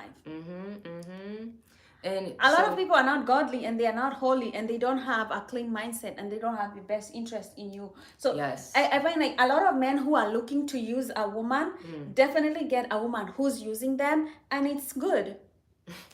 The perfect match, right? Yeah, perfect match. That's actually one of the reasons why I have such strong morals, and I take the challenges I do with myself, like not drinking, not doing anything crazy. I go to bed at like 9, 10 o'clock. I live a very like simple moral life in certain ways because I want someone who values those things too. Imagine if somebody came and they wanted to date you, but they're like, oh, I need to go to the club. Yeah, you see, I'm not going to attract club goers. I'm not going to attract people who get crazy drunk on the weekends because my lifestyle will repel the wrong people. Yeah, you'll be like, what are you talking about? Like, you're smoking, you're drinking. You'll be like, no. Or for them, they'll be like, oh, you don't smoke, you don't drink. You think you're too holy. I think you're too good. You think you're too good. Oh, you want to wait to have sex? You want to wait to do this? Yeah, they'll be very repelled. They'll be repelled because it's like, what are you talking about? And see, my main man, Jerry here, he said that he got divorced and he gave her everything except his clothes. He wanted her to have a good start. Jerry, I feel like that is such a positive thing. Because for me personally, when I get married, I want someone who is not only my partner, but also my friend. And I've been lucky, all the people I've dated in the past, even if we didn't work out, they still wanted me to have a good life after and supported me for a short while after. Like, whether there was encouragement, we had a pretty amicable separations. Man, choosing the right partner is so important. Hold on, probably just gotta stick it in more. No, wait, it's probably me. Oh, it was it. Yep, there we go. But yeah, having strong moral convictions. Whoever is attracted to it knows they're attracted to you. Whoever's repelled, they're not the ones for you. Yeah. And being in 2025, sticking to like that alignment and having those goals You got to align, you know. and Yeah. not stray. Yeah. And I think like if you want a good wife, right? She doesn't drink. Because people underestimate drinking. How crazy it makes people. Yeah. Right? Yeah. Like it's very hard for your mind to go like this when you're off drugs, you know. And a lot of people, you have money to protect while you're looking for women who drink and smoke. You That's know? a good point. If they don't have self-control over themselves. Yeah, it's a red flag, and a lot of people ignore completely. And you know, and Even if it's socially acceptable to do so. even yes, it's socially acceptable, but it's actually very bad for your mental health. It's a slippery slope too. It's a slippery slope, and I'm like, you attract who you are. So if you want really to attract the best, be the best, be the best, and don't stray from it. and don't stray from it. Because if you're the kind of person who shortchanges yourself, life will also shortchange you. Honestly. Life will also shortchange you. Honestly. Heavy on the like, life will also shortchange you. You attract who you are. It's just as simple as that. One of those ways that I do that. So I've been vegan for 12 years, and I'm vegan because I just like to be. Nothing really special, but I don't shortchange it. Some people ask me like, oh, do you like sneak and eat meat on the weekends, or will you have like a dessert, or it just has like a little bit of milk and it's fine. But for me, I feel like, well, if I make this commitment and it's a commitment to myself, I can't break the commitments to myself. No one made me do it. Like, we're not in forced marriages around here. No one is making you. So the commitment you have to yourself is the most important thing, and how well you stick to it. Yeah. You gotta stick to it. Like it's the law of attraction. Like attracts like. For me, when I realized that, I had to really change some of my habits. Like I was like, wait a minute, I'm the one shortchanging money. I mean, it's nothing else. It's me, right? Yeah. But so what other goals do you have? So we talked about relationships, we talked about physical health, we talked about mental health. Are there like nuanced goals? Like little tiny goals you haven't got around to yet before you want to get this year? I'm really focusing on my business and helping people have a growth mindset. Like that is huge. You know, I don't like to to put too much on my plate. Yeah. Because I know like that's a huge endeavor, that this is a journey that I'm working on. In terms of relationships, I'm not thinking about like a one-time relationship, like get married, have children right now. I'm thinking about business relationships. I'm thinking about people with a growth mindset, all that. Like that's what I am focused on right now, because I think that's what's important. Yeah. And relationships aren't always just romantic, because your whole life is just with people in relationships, friendships, business partners, everything. Yeah. And it all adds up to who you are, because you are your tribe. Yeah. Right? Yeah. So that's a big one for me. You know, it's so funny that sound goes off, because one of my goals next year is to learn Japanese. If I'm going to be living there, I got to know the language. I know. I'm learning a little bit of Spanish here and there. Oh, that's nice. I love that. I love that. Yeah. I met this guy. He's challenged me. Ooh. He's learning German, and he has over like 20,000 hours on Duolingo. I was like, wow. 20,000 hours on Duolingo? Oh my God. I know. And I was like, wow. Yeah, he's been learning consistently, like working every, kind of like small things. Yeah. Raphael is about being a power couple. Power. Shai is not big on being power couples or anything. I'm tired. If I gotta be powerful, I gotta be powerful for myself. But if I'm being in a relationship, I want to be soft and cozy. I want to be like just loved and all that kind of stuff. I don't want to be focused on being powerful. Yeah, and it's everybody. Everybody has their own goals too in a relationship. I wish I knew how to manifest when I was younger. I could have had so many things. Not that I haven't manifested the things that I have. I still have a lot of grateful things, like good, beautiful things that I am proud of. But it's just that I wish I knew a lot that what I believe in, who I am, attracts what I want. I could have been so much more intentional, because it's easy for your friends to sway you, like peer pressure, like stuff like that. And once you realize, like, like you going against your values, your morals, Right. like bending to peer pressure, that is in fact bending towards your goals. It's like if you're shortchanging life, life is shortchanging you. When I realized that, I was like, you know what, I'm gonna be brazen. I'm not gonna care for anybody. People can think about me whatever they want, but I'm going to be true to my goals. See, it took me some time to get to that point too, because when you're really young, you're really susceptible to social pressure. Think about it, teenagers, they want to fit in. They want to act like other teenagers, right? It's the worst And thing. so in your early 20s, you're still getting over those feelings because you're trying to build confidence in your sense of self. And so as I was building that confidence, getting belittled or being like the odd one out for how I acted and how I believed was really uncomfortable, right? But I still had to. And I remember when I started college, I didn't want to stay in the college dorms. I didn't. I didn't want to live with strangers. I didn't want to have to share a house with strangers, and I didn't want to be around like the party culture. That was really important for me. I didn't want to be around people who party all the time. It'd be too distracting. Yeah. I wanted to live by myself, just go to school, go to work, mind my own business. My dad was very upset by that. He wanted me to have the full college experience.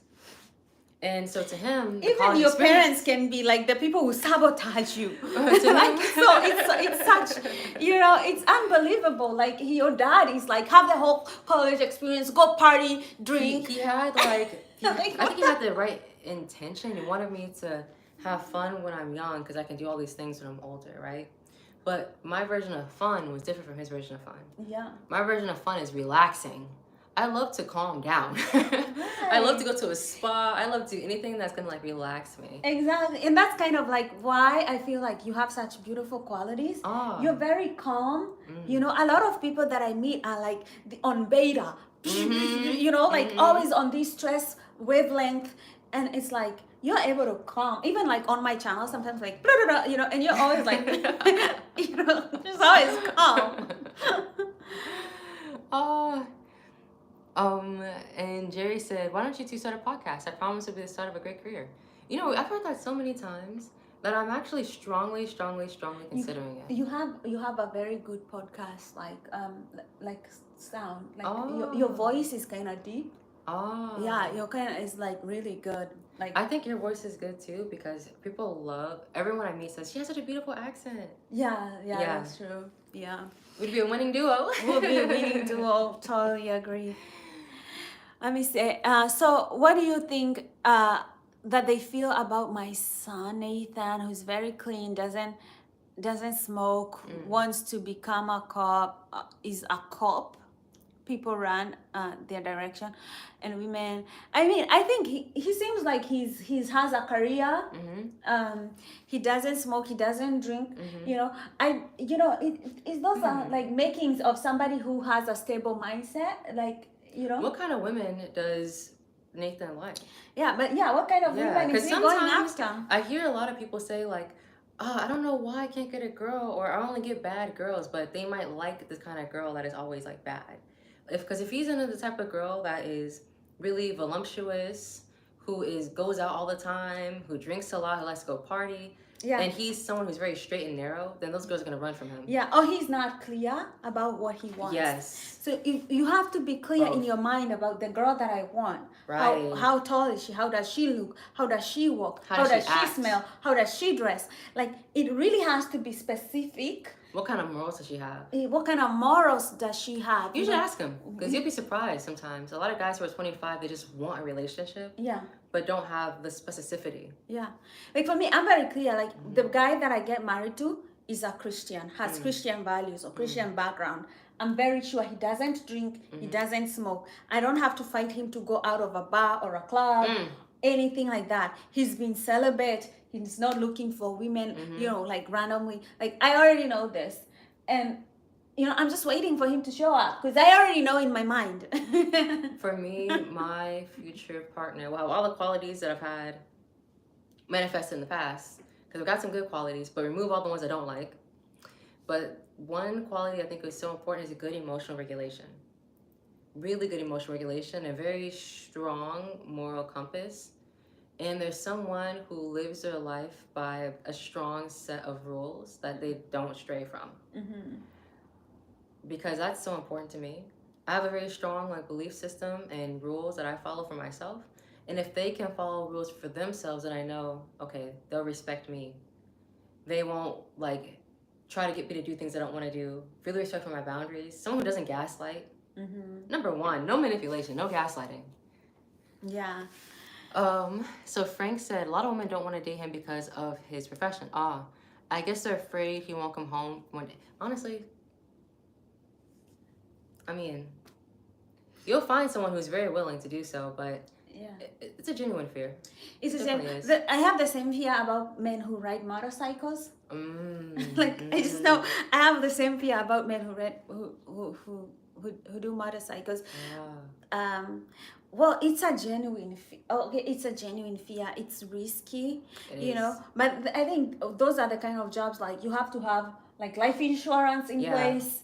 You have to have all these things like somebody who Right. is at a very mature level that you can discuss life possibilities like that in a mature way. Have a plan, discuss things, stuff like that. And if a girl likes him, they probably won't even matter. You'd be so surprised when you have like compatible people, all the things you think would be an issue just kind of fall away. It's crazy how well it all comes together sometimes. It's very shocking. Yeah. Sometimes it really does feel like the universe is like, okay, they're aligned, they're taking the right action. Let's make it happen right now. And it just happens. It will happen. I know it will happen for him. And he's young, he's 25. Like, 25, yeah. there's a rush. Yeah, yeah, it'll happen. It'll happen. And you know what? Just because like people have all these fears that Yeah. you don't know somebody's length of life. You know, Yeah, like, nobody if you're knows. alive to like 90, 25 is nothing. Yeah. People sometimes are just afraid of nothing, you know? Yeah. And that's why it's nice to just have somebody who has faith, lives Yeah. in abundance mindset, you know? Think about your life over the course of your whole life. Yeah. That singular quote that I read changed my mindset forever. Because I had a problem with patience. I was way too hasty. I used to work in tech, and so you're trying to split seconds, right? Yeah. And then when I read that, I was like, man, that's right. If I live to 60, who cares if it takes 3 years? Who cares if I don't meet somebody? If you're like 40 and you meet them, you have another like 60 years to go, you know? Or if you live to like 100, you have another 60 years with them. And when you have the mindset that everything is a gift, that somebody coming into your life loving you It's a gift. is a gift, you being able to get married, have children is a gift, like Huge just gift. waking up today is a gift. It's like you got nothing to lose. Nothing. You're living in ultimate abundance because And pure happiness. everything is a gift. Oh, Jerry said, this is for all the lonely people thinking that life has passed them by. Don't give up until you drink from the silver cup. Don't give up until you try. Exactly. If you're trying long enough and hard enough, it will happen. Especially because you'll change as you try, right? The only thing you never do is give up. You know, but The only what do thing- you do when you feel like giving up, though? Huh? You don't. You just stop. Just don't. Feel Because- that way and let it go. It's a fleeting moment It when is. you're like, oh It my is. goodness, blah blah blah, and then you're like, okay, let me do it again. You know, like you'll be like, Yeah. oh, I've tried dating the whole like 5 years and nobody showed up. Like, what do? You're like, okay, go back to the dating site, like stay there. You like don't give up. The only time, like there is no way of failing when you don't give up. Right. When I look at the graph, like I was showing people today, there is this 100% at the top of this. Is it the Y, the X, right? No, the Y. Yep. The Y up. That's 100% possibility Yeah. of 100% possibility, right? The only time that possibility goes to zero is giving up. Right. The Right. only time, right? But as long as you're focusing on your goals, the possibility is never zero. Exactly. The possibility is never zero. And you know, this year, actually, the goals I have for this year are just goals I've had in the past that I had either stopped or paused on or didn't have direction. I have to pivot. But this year, I'm giving it my full commitment and I'm not stopping at all. And you get better with time. You do. You get better with time. Nobody ever started a business and they were like, Perfect. oh, perfect. Started off, ran, just never, nobody. We learn. We learn. We do do. mistakes. We learn from them. We keep going. We keep going. And they transform you. Yeah, and then over time we're like, oh wow, I started over there. Look at how good I've gotten, right? Every year, I feel different. Like every year I feel the growth that has happened in me because I look back at the previous year, I'm like, wow, I Yeah. was so young and naive. And then next year I think the exact same thing. Yeah. So it's kind of like a perpetual state of growing and thinking I'm young and naive. Yeah. As long as you don't give up, as long as the possibility is never zero. Never. Never zero. So it's like we live in this amazing universe where the possibility is never zero. Right. And Frank said, long story short, I used to work for an ambulance company, non-emergency, and we would pick up patients at hospice and old folks' homes. And a lot of them were women. 90% only 10% of the women outlive the men. Women statistically outlive men. Yeah. You know, it's funny that you say that because I also want a partner who's older than me. Mm-hmm. And I want them to like be very healthy so we can like live the same amount of time. Yeah. That's important to me. My partner has to have really good health. Yeah. Because if I'm gonna live definitively to like 100 years old, Yeah. I need them to hang out with me until I get there. Yeah. Yeah. And there's a reason though, like Yeah. genetically, Yeah. because a woman's body is meant to carry a child. So I think it's women are more pain resistant than men. Like a woman can endure more pain than a man can. So it's probably even her ability to fight diseases. She probably has a better immune system just because the body caters for the fact that she's going to give birth. She's going to take care of her child. You know? I also think women take less physical risk. And also women take Yeah. less physical risks because they have Careful with our bodies. we are very careful because especially when you're pregnant, you can't just be taking risks and doing Right. stuff, right? You have to nurture and take care. So we do have that mindset, like an Right. ingrained mindset Right. to be more careful than men because men are more risk takers. And we lean more on taking care of ourselves. Mm-hmm. The amount of guys I've met who don't get a checkup, who haven't been to the doctor, who feel sick and just let themselves be sick, like. But a man, if he marries an educated woman, they live longer. And if he marries a woman who is more loving, they live longer. So Frank said, I'm 55. I've been told I look like I'm 30, but I'm going to retire early at 62 and hang it up because I don't want to drive myself and working myself to the grave. Exactly. I plan on retiring when I'm 30. Yeah, That's one of my goals since I was 18 years old, to retire at 30. And I've been so diligent and strategic towards this goal. Because by the time I hit 30, whatever I'm doing is just for fun and games. I'm not doing nothing because I need money, no more. Yeah.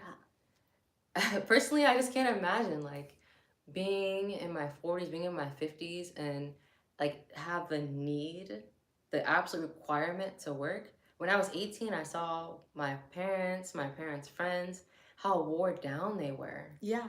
See, what I like about you is you understand, like there's a possibility and there's time, and then there's a diversity of goals that you want to achieve. Yes. And you've made clear that you want the possibility of retiring early and making money there. So you're focusing on that. Yes. You've started a business, you're talking to mentors, you went to school, you did the whole series 7, about finances. It's not like you're sitting there hoping that your dreams will come true. Number one. You're not just sitting there. You're focusing intentionally on this dream that you want to make, and you're using time to your advantage. Yes. Which is something brilliant. And this is what we kind of always want people to see. Like you have possibility, you have time, you have diversity of things, right? You're working on your money, you're working on your relationships or goals, like all these things that can come true. And there's things that want to happen concurrently. Like I want to be married, I want to retire around the same time. Because I want my marriage to be a different life than I've had previously, where I've had to work so diligently and so focus solely on my career. I want to be able to like focus on my marriage, my own personal happinesses, and grow those things. Because I think it'll make it for a really easy marriage. But the first half of my life was just me watching people.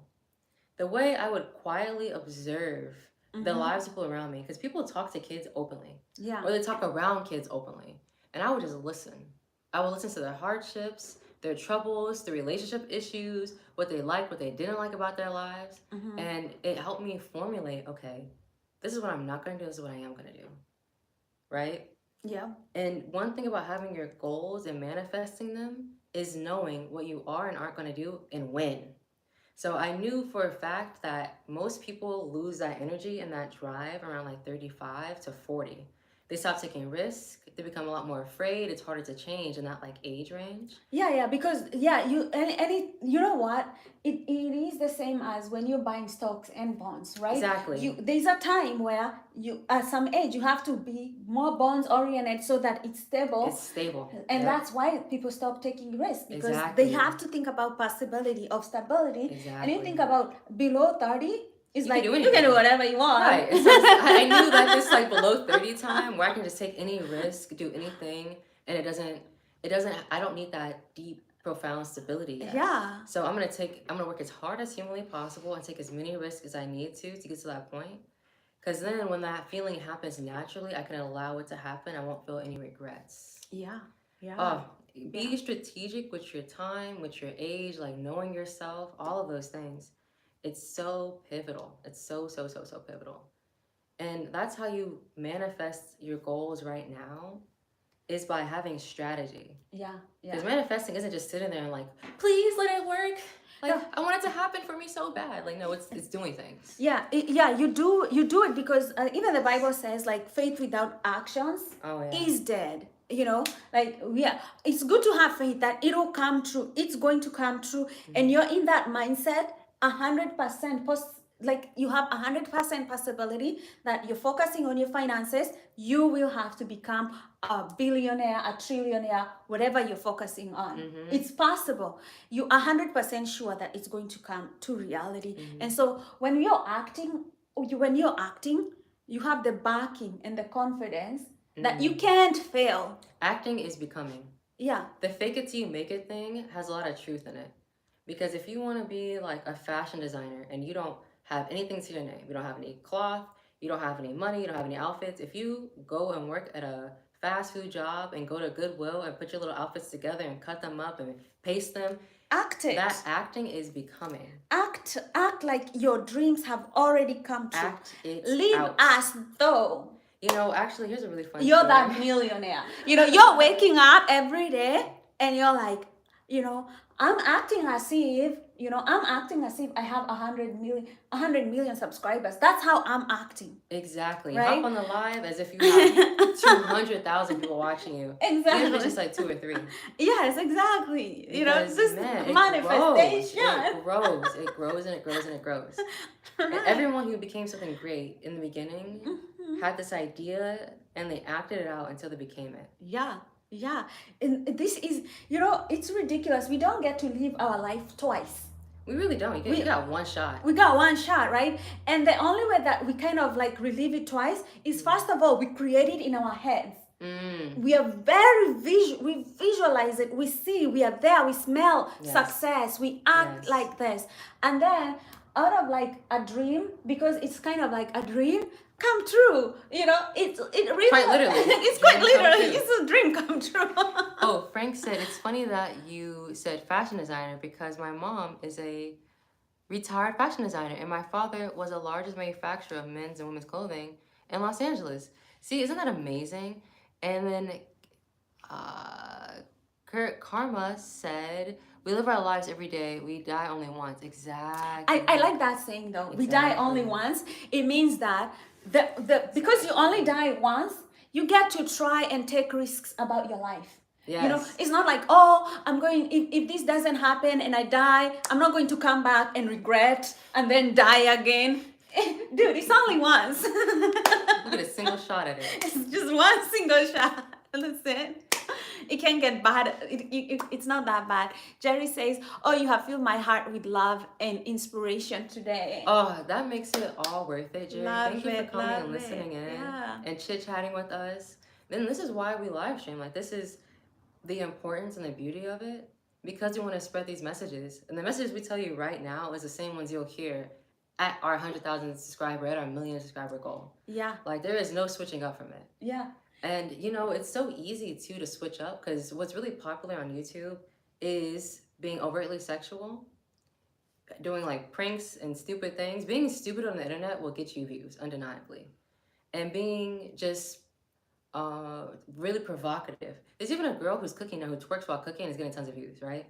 But having a good message is a slow burn.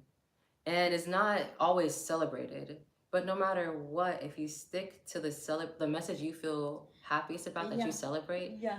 that's what will permeate. Yeah, for me, I am so in love with mental health because what Yes. I know Yes. that for somebody to live a good life, it has to be informed by a good mental health. Yes. And if you want to live a good life and then bless your children with a good life, Yes. and then bless your grandchildren with a good life, it has to start with behavior that contributes to good mental health. So imagine if I'm twerking, and then I have grandnephews. I have a grandnephew, and I don't want them to see me talk on the internet, because that would not be a blessing, because I'll be telling them that is okay. And That's then, so funny. and then, yeah, exactly. And then you move bad behavior from one generation to the other, and you wonder, like, why am I so cursed? Why is my family cursed? It's because your behavior, you didn't want to set up a good example. And that's why the Bible says, like, if you are bad and you don't follow the law and you don't do the covenant, he curses you from your fruit to the seventh generation. That's a long time. It's a long time. I don't want to joke with that thing because that karma is real. I have seen it. Generational curses are just that karma. Yeah, it's bad karma. You're talking on the internet, and then your grandchildren, and then their children. I'm like, I don't want that. I have to preach good mental health to people. Right. I have to preach it. And sometimes someone's like, preach it, baby. Let me preach it. Sometimes people feel like that doing those things is just because I want to, and it's fun and all that stuff. And now, if you are a single person who plans on being single your whole life and plan on don't have any kids, and you are like, you don't care about consequences, and you don't care how you're perceived, that's your business. But if you're someone who cares about how you're perceived, cares about how your life is going, cares about the partners you attract, and you plan on having kids, you have to think about how accomplishing your goals will impact the people around you. Yeah.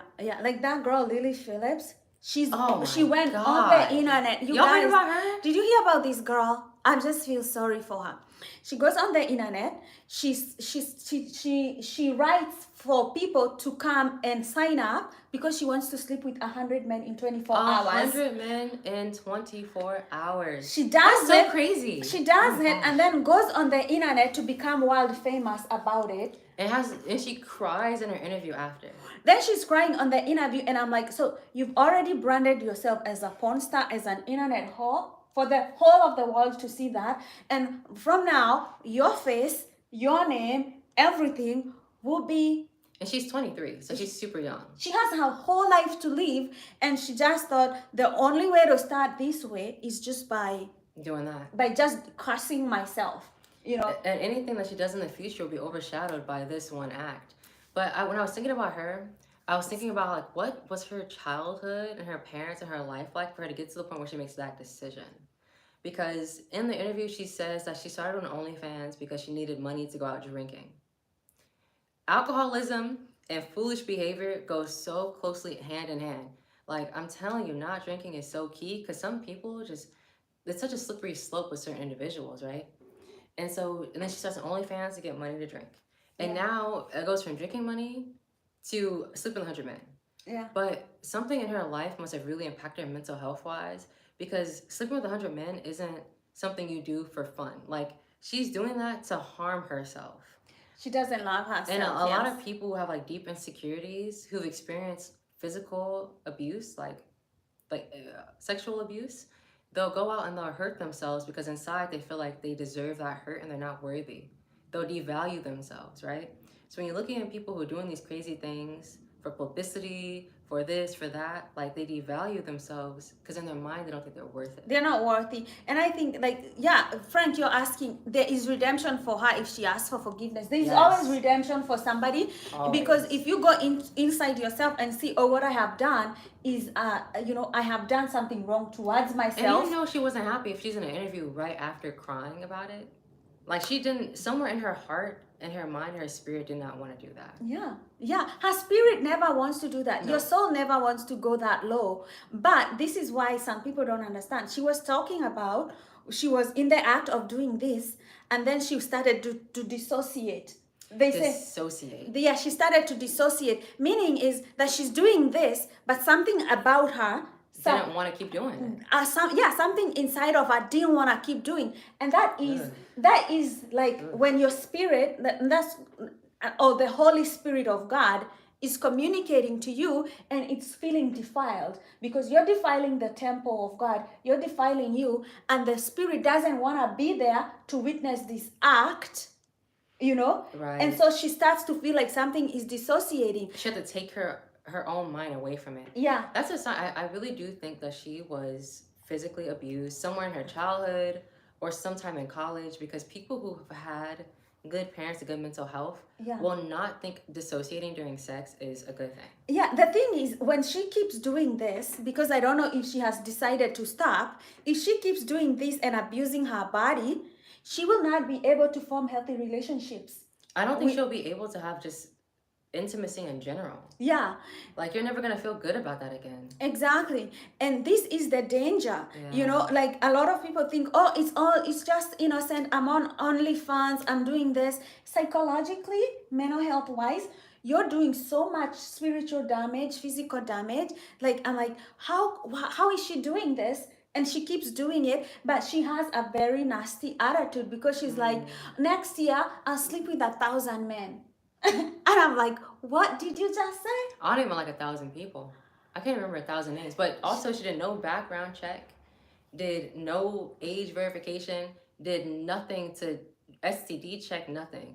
But that's why it's like a form of self-harm. It's a self-harm, so self-sabotage, this self-hate. girl, she should have not accomplished those goals. Like, think about how your goals impact you and people around you. Because a lot of those guys never had sex before or didn't need to have sex for a certain reason. Every man on that line who signed up to have sex with her has some crazy mental bad energy, because anybody who's willing to get in line to do that with her had nothing good going on. Yeah. Like that, you just attracted 100 of the world's worst people. Yeah, but she put like she is young.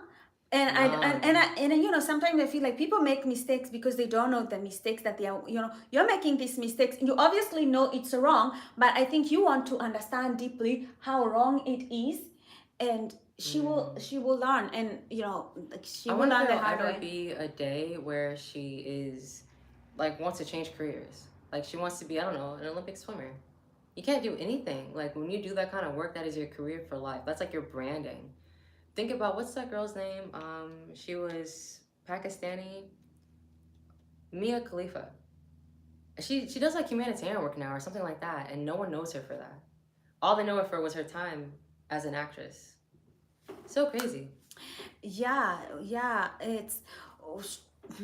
You know what's a really good question to ask ourselves? Why does accomplishing our goals matter to people around us? Well, other people, or does it? I don't think other people give up about your goals. And you have to know, like, either, like, if you died today, the world will continue. And this is what I know for myself. Like, when I do things, I just know, like, the world around me, when I make an impact, they'll care. But once I'm gone, it's done. My time is up, I'm done. People move on quickly, they forget, they move on with their life. And your life has to matter to you.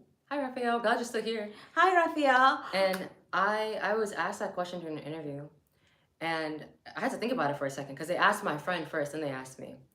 And she kind of said a similar answer. She was like, well, accomplishing your goals is something very personal to you. And then I thought about that question. I said, well, by accomplishing my own goals, someone who has a goal similar to mine can see that it's possible. Because there's probably some other, like, when I was really young, I looked for inspiration. But it's you that you want to inspire other people. Oh, yeah. So that's kind of like your personal goal. Yeah. But other people, literally, I don't think...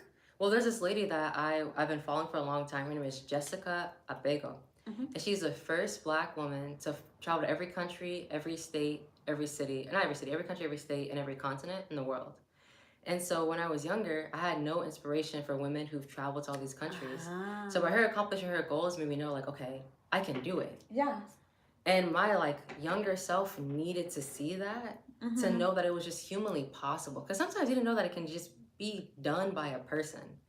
And when someone is constantly getting inundated by the ways it can't be done, like, there's probably a lot of people who've been told left and right they can't do this. When I worked in corporate America and I wanted to be a travel vlogger and have a travel company, I was shut down the second I even, like, mentioned it, right? because you're taught to go the status quo. So sometimes by accomplishing your goals, you inadvertently inspire the people around you. Yes. Because you never know who's actually looking at you and hoping you actually make it so they can believe in themselves, you know? Yeah, I know. I've always loved the people who believed in themselves Yeah. and went for their goals. Because it's very, when you think about the survival mindset, it's very easy to be like, let me just stay here in corporate America and just get a salary, you know, and not take any risk because you're so afraid that if I'm not getting that salary over and over, what's going to happen to me? Exactly. What's going to happen to me? And then you realize there are entrepreneurs, there are people with businesses. Like I'm surrounded by people here who go into their own business, who've taken a chance and gone into their own business. And it's for them, some people have had a calculated risk, some people have been lucky, some people have been barred.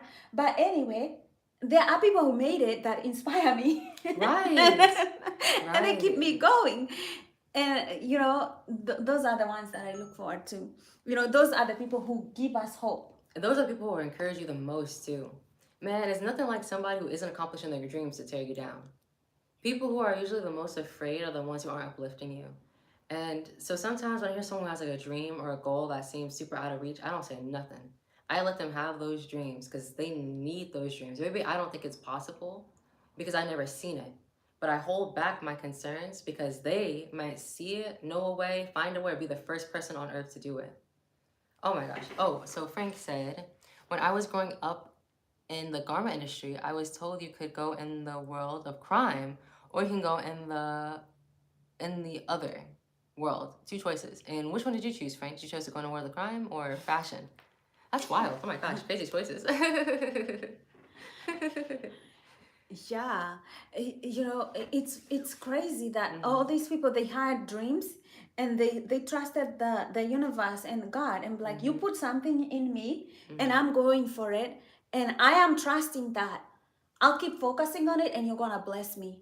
That somehow, somewhere, I'll get a break. Yes. I'll get a break, right? And they trusted that and they worked hard and they moved towards that and it blossomed to something big. I love the fact that we can dream. Honestly. I love the fact that we can dream. Honestly. My father was a soldier for the Joe Capano crime family in the West Coast. Do you know that family? I don't know them. I don't know that family. Yeah, today we are talking about dreaming. Yes. Like acting as if you're already there. It's already come true. Like the way you walk, the way you dress, the way you smell things, the people that surround you. Yeah, sitting there and visualizing and seeing that everything has fallen into place. Yes. You know, like dream it. Like you're seeing yourself, maybe like you're in a podcast, you're being hosted, you're seeing yourself like you've had this group of people, you're helping them travel, see the world in a new way. What kind of friends you make doing that? What kind of people join your tours? Who listens to your podcast? Like dream of the whole thing. Yeah, and wake up every day, role play every day. Be like, I'm waking up because I'm a millionaire and everybody loves me. Rihanna said during an interview, she was like, the interviewer asked, what do you do on days where you don't feel like you're getting up or doing, like you're accomplishing your goal? And she says, pretend. Yes. Yeah, it's better than being crying and sitting in bed all day. Exactly, like pretend, like you know. Pretend. I find like it's so funny because when we are young and we are role playing, and kids are very good because kids sometimes before the age of 7 going down, they don't know the reality and imagination. For them, like it's a fuzzy world. You find them acting out like I'm Superman, I'm beating this person. Yeah. They're acting out this life like they're in there. If they're pretending that they are a pilot, they're telling you, okay, we are in a pilot. I'm driving. You know, like they're very serious about it too. Yeah, they're very serious. They are in that mindset, and you will find that a kid who was like playing that they are a pilot or a teacher, they will end up being that. Exactly. Because they visualized it so much. Yes. If they role played it, they believed it. And it happened. And we are like, wow, your dreams will come true. Yeah, they do come true. Literally. They do come true.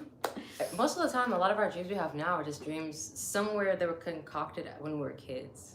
somewhere. Frank says, I grew up in a world of crime, but I found redemption and I've turned my life around. Oh, wow. That's amazing. Yeah, you never give up on yourself anytime, any day, you know.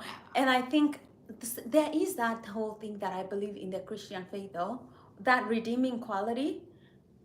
I mean, everybody can you know can make a mistake, and then they can look back at their mistakes and be like, oh dude, I do need forgiveness. For imagine growing up in a world of crime and the people that you probably have affected negatively, and then you think about it, and then you're like, I need to change, I need something to redeem me, because sometimes you can end up hating yourself and disliking what you have done, and you have nothing to fall back to. Even you don't love yourself. And then guess what? You meet the love of God, and you hear God tell you, I have loved you with an everlasting kindness. And he's like, as far as the east is far from the west, he tells you, dude, I've forgiven you. And some people really, really need that guidance to hear that even though I've done something, and no matter what I've done, there is love and forgiveness for me. Because it's really hard to love and forgive ourselves. It's right? positive psychology. It really is. And so having that like external figure that's like, I love and forgive you no matter what you've done, is so powerful. Yeah. And then gradually you'll be able to forgive and change yourself. Yes. So that's why I'm like really impressed by people who've done that. And it says, yeah, when I met a certain person who was my now wife, she told me all the things I was doing wrong and did not know better. Positive wife, positive life, okay? If you meet, I know, men with loving and well-educated life do better than their peers. Did you know? Oh my gosh, yeah. 100%. Even children who have a mother who has a sweet voice, boys with a mother who has a sweet voice, they outperform their peers in school. Having a good partner next to you, having a good wife next to you. Yeah, somebody who's good to your nervous system. Yes. Soothing, yes, comforting and loving and gentle. Nurturing, yeah, gentle. All that stuff. It makes you feel like you can do anything. And you can. One of the greatest compliments I've ever received is that I made someone feel safe. And that meant so much to me. That meant that they can come in my sphere and they felt at peace. They felt like nothing would harm them from the external world at all. And that I felt so comfortable to them that it created that in them. I think I'm going to restart my stream, actually. Yeah, that would be nice.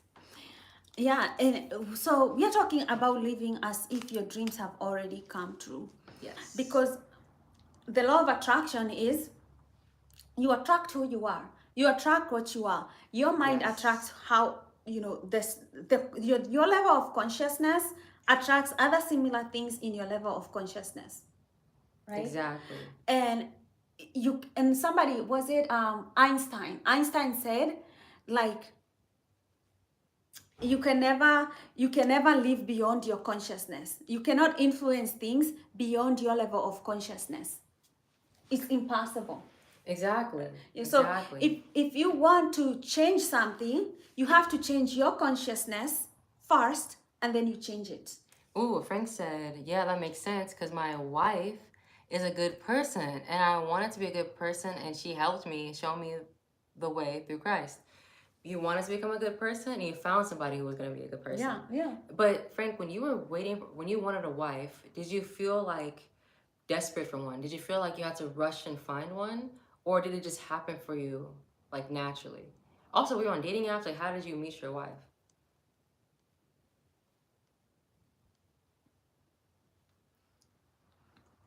When I get married, I want to have a very bodacious wedding. Bodacious? Bodacious. I want it to be over the top. I want to have 2 weddings, maybe even a 3rd wedding. I want a month of wedding activities, right? Oh, wow. I want to live in a castle after being married. Mm-hmm. Yes. That's what I'm talking about. And so I have to be patient because I need a husband who's going to be like, okay, I want my wife to live in a castle, have a month of wedding activities, have at least 3 of them, have a honeymoon for a year after. And that's not just anybody. So if anybody was to be called delusional for that, it would be me. And I'm living by it. I love the fact that there'll be love in the air. There'll be love in the air. Oh, and he said, I met her in a club called Baby Dose in Los Angeles. I was a co-owner and I was throwing a party and I met her with some friends. No, I wasn't looking for a girlfriend nor a wife. She came into my life like a wrecking ball. I bet that's what's gonna happen for your son. Literally, I bet that's what's gonna happen for your son. Sometimes, sometimes it's like it's in your cards. Yeah. It's in your, like, you probably thought you were worthy of a good wife, and Right. and you already had that mindset, and it happens. And it You're sounds like attracted. you wanted to be a good person, so that mindset started coming around for you. Yeah. And poof, Yeah, just like that. you must have manifested it. You just, it doesn't ever there is never a mistake. Never. There is never a mistake. You must have manifested it somehow in your mind. You must have thought, I am worthy of a good wife, and you must have known, one, when she came around and acknowledged it and accepted it. You see, you have to also, somebody gives you a gift of a good wife, you also have to receive it, right? Exactly. You still have to receive Hi, it. we're glad you're here. So we're talking about New Year's resolutions and manifesting the life that you want next year. So what do you want for New Year's? And tell us what you want to manifest. Hi, so glad you guys are here. Again, talking about what you want for the new year. And he says, I have adult ADHD and autism. You're 20, a Taurus, live in West Virginia, and you have OCD. Wow. All of that in West Virginia. So, well, with those limitations, what do you want for yourself next year? Like, where do you see yourself? What goals do you want to accomplish? And hi, everyone else. Happy New Year's. Happy New Year. Happy New Year's. I'm so glad you guys are all here. We're talking about manifesting our goals for the next year. We got one more day left. One more day. Yeah, and we're behaving as if they've already existed. Yes. And it has happened. So please feel free to be delusional. Be as over the top, as delusional as possible, so you open up your minds. Brazen, audacious. Like brazenly. David said, my name is Stefan, and I'm wondering if you guys could work for me. Can you wish me happy birthday? My birthday's in 3 hours. Oh, happy birthday! Happy Woo! birthday! Oh my goodness. You say you're born on New Year's? Or almost on New Year's? Wow, that's amazing. That's a good time of the year to be born. I know, Everybody's right? in good spirits celebrating. You can have a whole celebration on a day that everyone's celebrating and the fireworks. This is the luckiest birthday time to have a birthday. The luckiest. Oh my gosh. Yes. Oh yeah. my gosh. Because either it's the end of the year or the new beginning. It's still beautiful time. Still amazing. Yeah. So what do you guys want for the new year, and how old are you turning? Let us know. Let us know. Yeah, looking back, I think you're right about maybe deep down, I was looking for stability. Yeah. You must have manifested it. You must have. It went into the frequency. Yes. Amen. What are some goals you've manifested in your life in the past, Monica?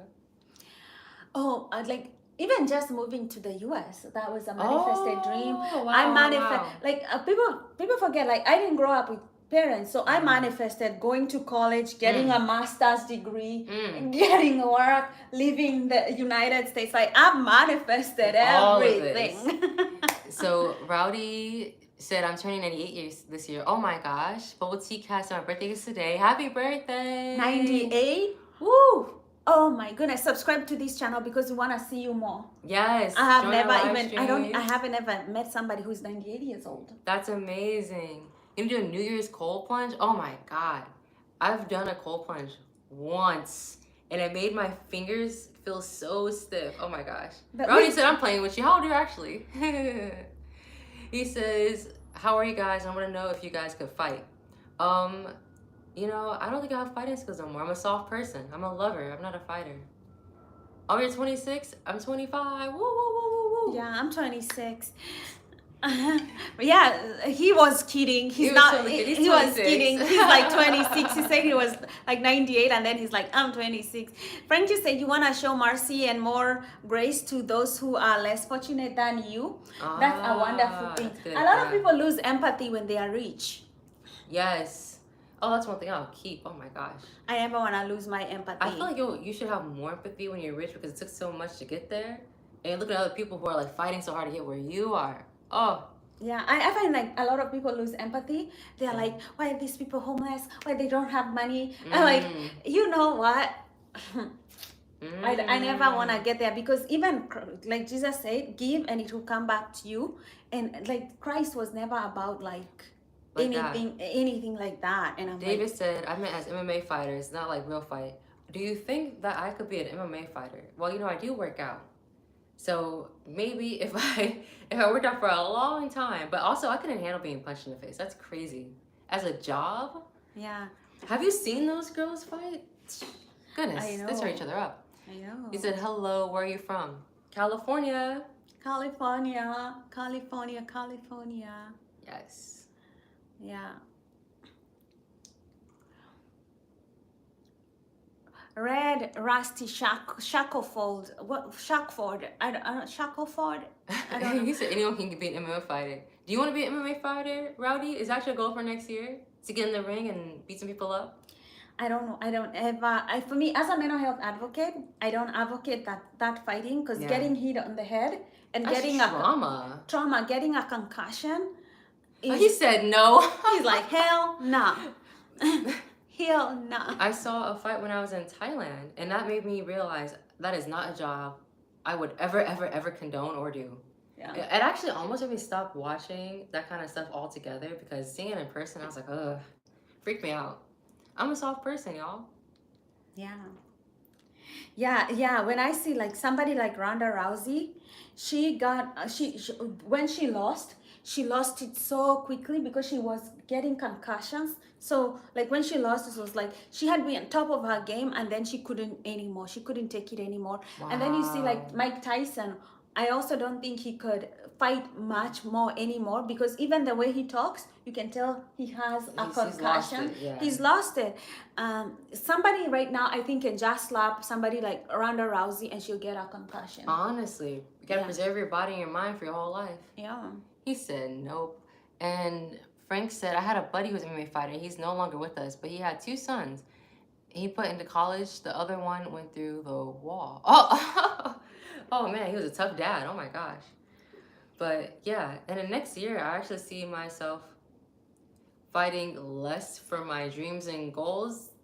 Transition, segue into manifesting your dreams and goals for next year, everyone. Yeah, you know, it is very, very true that it has to happen in your mind before it happens in reality. Yes. And the sooner somebody gets it, that's quickly they start manifesting. Because daydream. You have to daydream. It has to happen here first before you see it in reality. So you might as well be delusional and start acting as if it's already happened. Because you'll grow into your dreams. Yeah. Like the bigger you think, that's the biggest challenge I see in adults. Like the one thing kids got figured out is that they dream so big because they're just so free. We become trapped in our minds. Yeah, with quite worry, quickly, stress, all that. Quite quickly, we learn the ways of the world, and we think that's the only way it could ever be, and it becomes harder to get away from that. Yeah.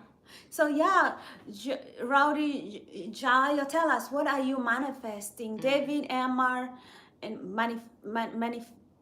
manifestations are real. Trying to get a boyfriend. I'm 19, so what's up? Where are we at on the boyfriend and marriage proposals? I think today we're at 3. 19 is too young. And also, we never tell them those things. It's not about too young. Go for your dreams. Dream. Yeah. Dream. Go for your dreams. Dream. Go for your Dream. Be delusional. No. Even act as if it's already happened. Providence, Rhode Island here. Woo! Rhode Island in the house. Yeah. Dream about the beautiful things that you want in a relationship. If you're 19, a faithful partner, committed, kind, generous, somebody who's working on their dreams, somebody who is saving money, investing money, and kind, and then become those things, and they'll show up for you. And then they'll just show up for you. You have to become those things because it has to happen in your mind first. Yes. Before you attract it, you have to become that person. Spend some time visualizing and daydreaming what it'll be like for you to have that person. That is so important. We forget how important like the daydream is. Because your daydream is like this first step to making it a reality. Yeah. And he said, pretty girls, oh, thank you so much. Glad you have it here. Make sure you guys subscribe and join our live streams, okay? Yeah. I talk about solo traveling and traveling to different countries and how you make that happen. The mindset, the money, the culture, all of that. And Monica, she's a mental health coach. She talks about everything mental health related. You becoming your greatest self. Yeah, you must visualize. If you think about it, it must be in your mind first. You have to see it before it comes to reality. Because how do you go anywhere without a vision? You don't. How do you go somewhere, even if you don't have a GPS or something? How do you get from here to here without a vision?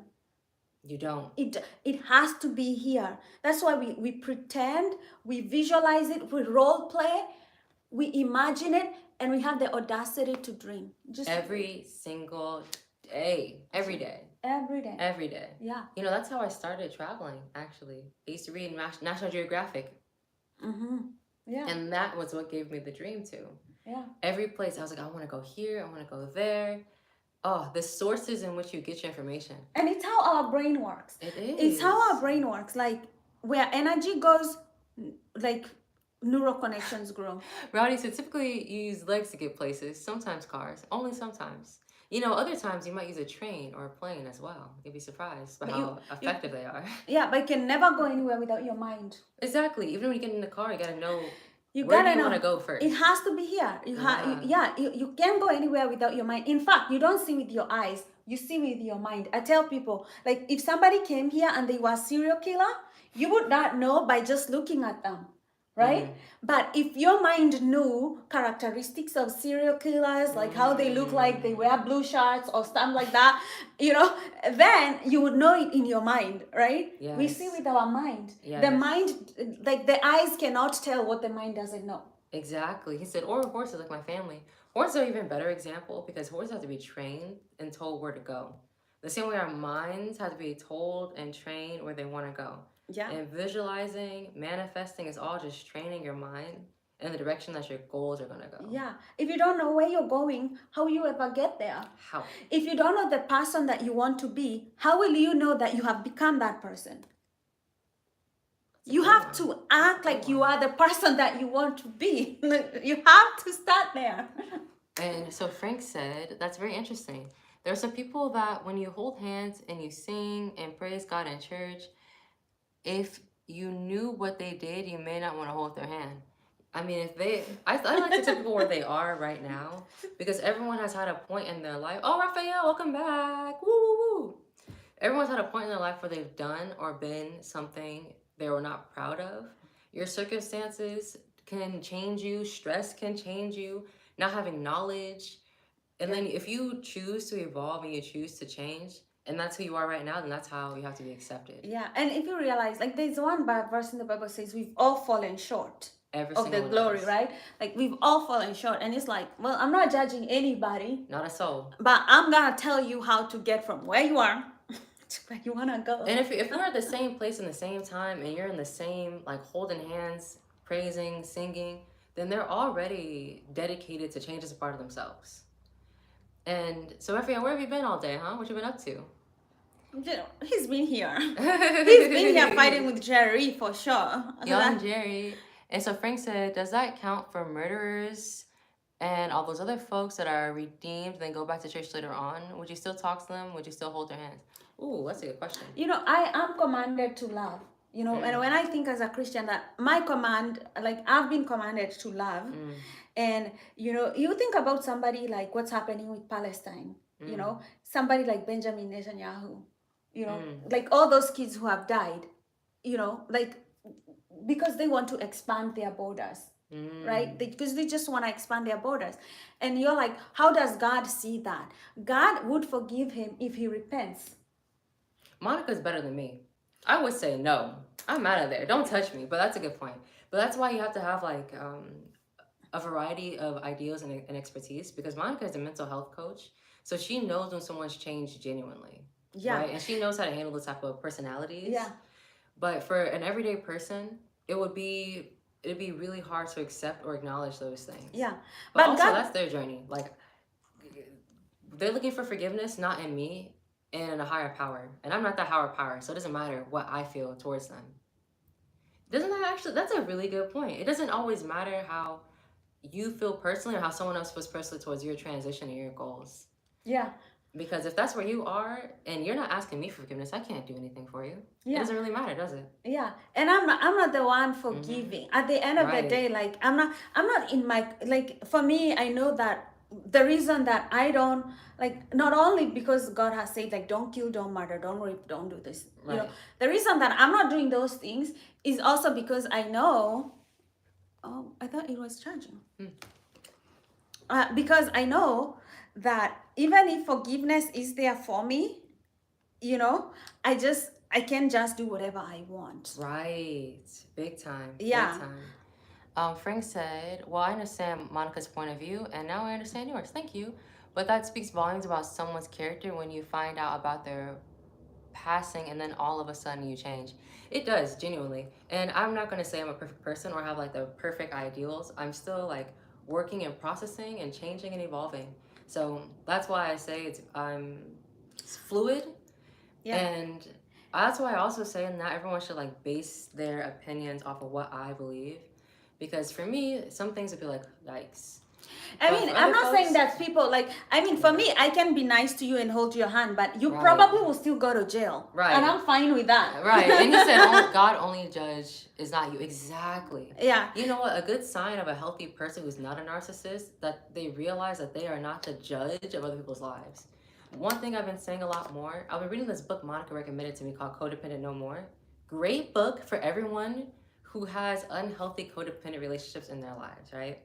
And it said that letting go and giving up control, a lot of times we feel like we have to be in control because we've had to pick other people up and almost like make them help themselves. Or if they didn't work hard, it would somehow impact you. Like if your boyfriend or husband doesn't have a job, whatever.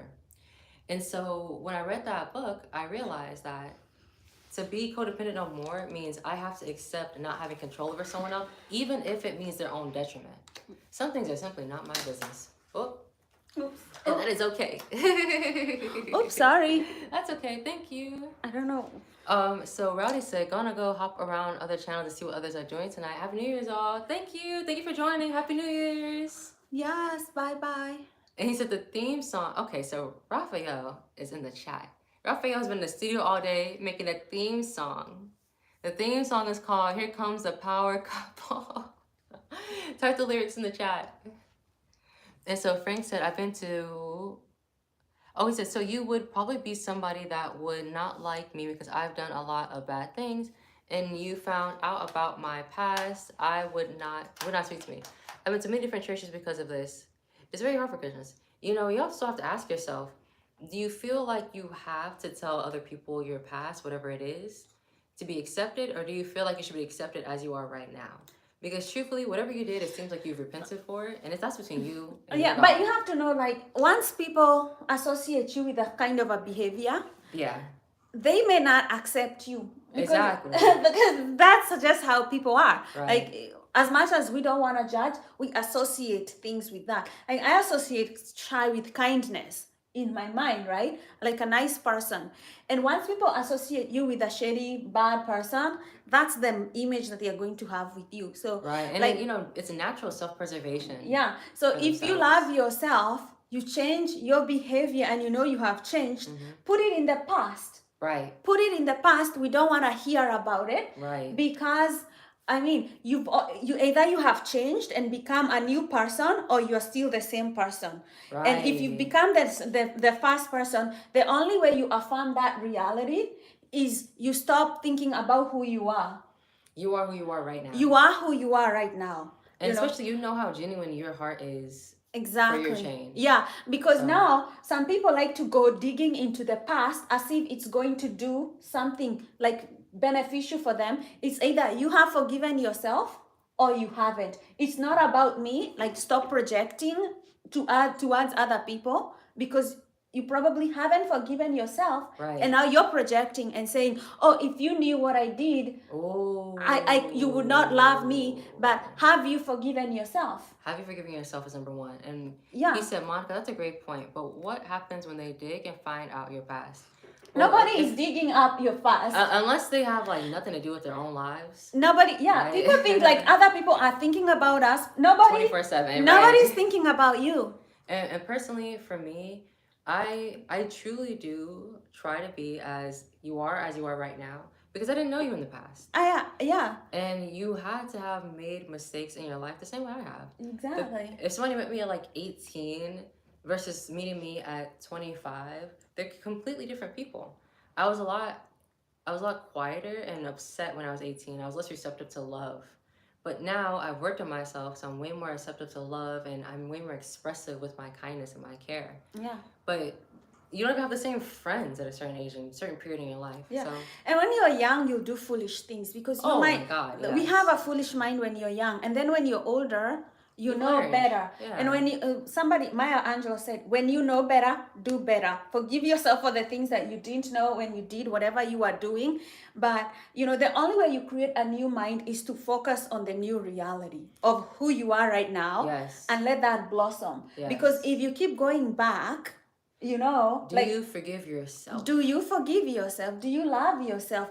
Go get baptized. Leave that whole thing behind. All of it. You leave it all behind. All Don't go looking for that. Nobody cares. Be the person that you want to become. Because you have to start this new year with your new goals with a clean slate. Yeah. And that's what is so important. That clean slate, do you feel like you are deserving of a clean slate? Yeah, people don't get about change. When you change, is you become this other person, and the whole identity that you had, that one has to go away. Some people don't the old is themselves gone because they go back and forth between their new self and their old self. Yeah. So are you going back and forth? Do you still have those thoughts and ideals? Can you forgive yourself because you're dedicated to being different for the rest of your life? That was a hard one for me, actually. That was a lesson I learned last year because I made a mistake with one of my friends, and I had so much guilt about it. And so they forgave me quite quickly, and they told me to have more grace with myself. So I kind of got to work on that. Yeah. But I realized one way you can forgive yourself is being committed to the change that you said is going to happen for the rest of your life. It's like you have the rest of your life to be that new person who's learned something better and done better. So if you're committed to it, you will find forgiveness for yourself. Yeah. One thing about even what I learned into the in Christian faith, God doesn't like people who go back. You can't go back. Yeah, that's why you get baptized and then you keep moving forward because you can't keep going back. You can't keep going back. Right. You can't even keep thinking, oh, I was a bad person or I did this. You can't keep. Don't even reference that kind of person. Yeah, there's no growth mindset there. There is nothing that grows there. You just move forward. And that was a lesson I had to learn too, because some of the issues I've overcome was being a people pleaser. And being a people pleaser, when you feel like you shouldn't be doing something or someone's gaslighting you or being nasty to you and they say sorry, you'll immediately forgive them. And then when they do it again, you leave and you're like, okay, I'm done. But then they'll say sorry and go right back. So it's this constant pull because they want you by your side. You're like, come back. But they're not changing, right? Yeah, they're not changing. Yeah. And so I had to realize okay, there is no reality where this is supposed to happen. I am supposed to go forward with my life, and going backwards, looking back, that's one story. Oh, so I'm a Buddhist, but I find there's so much knowledge and so much power in so many different religions. And one story that really resonated me with in the Bible was the story of whose wife was that? Who looked back when they were leaving? Yes, and she looked back. Sodom and Gomorrah, yes. And she turned into a pillar of salt. That really, really resonated with me because going back to those individuals is what caused me so much harm. Yeah. And in truth, it hurts them twice. It makes them think that if I do something wrong and I don't commit myself to it, then she'll always come back to me. It creates a false notion and narrative in their mind. Yeah. And it also creates a false notion and narrative in my own mind of if they do something wrong and they hurt me and they say sorry and they do it again, I gotta go back. I gotta forgive every time. Yeah. Or it's really, you can go back to a mindset even of low self-esteem when you know that your mind has been renewed and you keep going there. I am this, I did that, you can't keep going back to there. Getting all this negative energy and thinking that it's going to propel you. A lot of people like to live in guilt and shame. You can. And you can live in guilt and shame and live in abundance. And that guilt and shame will go away if you're committed to the life that you are choosing for yourself. Yeah. And you're not going back to bad behaviors. Yeah. So Frank said, so long story short, I've cleaned up my record. That's amazing. I hired a lawyer and money can make things go away. That's great. Yeah, I've let all my sins go to God and I have forgiven myself. But also hiring my Jewish lawyer helped me a lot too. So here's a fun fact. Do you know where the saying comes from when they say that a guy or that a woman is not worth her salt? Where does it come from? I don't know. I don't know either. I don't even know. Yeah. It's not worth their salt. Where does that come from? Not worth the salt. Tell us what it means. You are not. Here comes the power. Okay. Raphael, you need to have like something or more than the power couple thing going on in your life, because even that word couple, you kind of know how, you need to know how to spell it. Tyler said, do a New Year cold plunge. New Year cold plunge. Ooh, I don't like the cold. I'm a wimp to the cold, personally. I love warm. I love sunny. I love sand. But you I know love something that beaches. resets your nervous system? Cold. Oh, really? Mm-hmm. Yeah. Oh. If you're like stressed out and you get a cold shower, it resets your nervous system. And then you go back to balance. It can do that. TWC said, which one of you want to have a baby? TWC, are you trying to get pregnant? Is that what it is? It sounds like he's in the business of having some children. Are you looking for a man, TWC? Is that what it is? Guess we'll find out. Because I know you're talking about us, okay? So back when the Romans used to pay their centurions, they would pay them in the amount of salt. Oh. Also, the like barter trading with salt. Salt was like Oh. money. So hence he'd say it's not worth his salt. Oh. It's not worth his money. It's not worth his time. It's not Mm. worth his salt. TWC said, no, I'm a single guy. Listen, everything is possible now. We're talking to Lulu status. If you are a single man and you're looking to get pregnant this year, you know, there's a lot of options for you. Wow. Wow. Find somebody in the comments to marry. Maybe Raphael and you guys can do like hook up and have a conversation, you know? Raphael is a power couple. That's all you. But yeah, you know, it's so important that we talk about manifesting our goals and our dreams. Oh, he said, yeah. He said he is trying to get pregnant. Oh, wow. Well, good luck. Wow. Good luck. Good luck. You know, manifest your manifest, dreams. manifest. There's See lots that of baby, options. how it looks like healthy, bouncy. How does it feel in your body, even though you're a single man? That's all you. Yeah. And you know, a good topic we talked about is like having a clear slate. Oh, and Raphael's like, hey, TVC, it's a real boss. There's a little chemistry happening. Frank in the saying comments. like being single is curable. If you have that disease, in case if you have that disease, you can get cured of being single. Being single is curable is crazy. That's great. That's another level. He said you need to go to the love doctor and get cured. of That's singleness. another level. Oh my god, that's so funny. But yeah, so starting off the year with a clear slate in your mind and your heart gives you the space to visualize and manifest your goals and dreams for the next year. Yeah, just believe that it has already happened and then start behaving and living like it has already happened. Mm-hmm. There is no way those two realities will not meet. There Exactly. is zero chance that you can fail. Zero. It's also worked for me 100% of the time. Yeah, 100%. It's like that's why people keep asking people like, what would you do if you knew 100% that you could not fail? Like, what would you do? That's why we ask that, because there is no possible way that you can act like it has already happened, like that person you are who is living your dreams, and it not happen. Exactly. There is zero Eventually chance of fail. it's gonna come to pass. Yeah, it no matter has to what. come. Something has to give in. Every single time. Mm-hmm. And so Frank said, I'm so glad I've been spending my time with you now.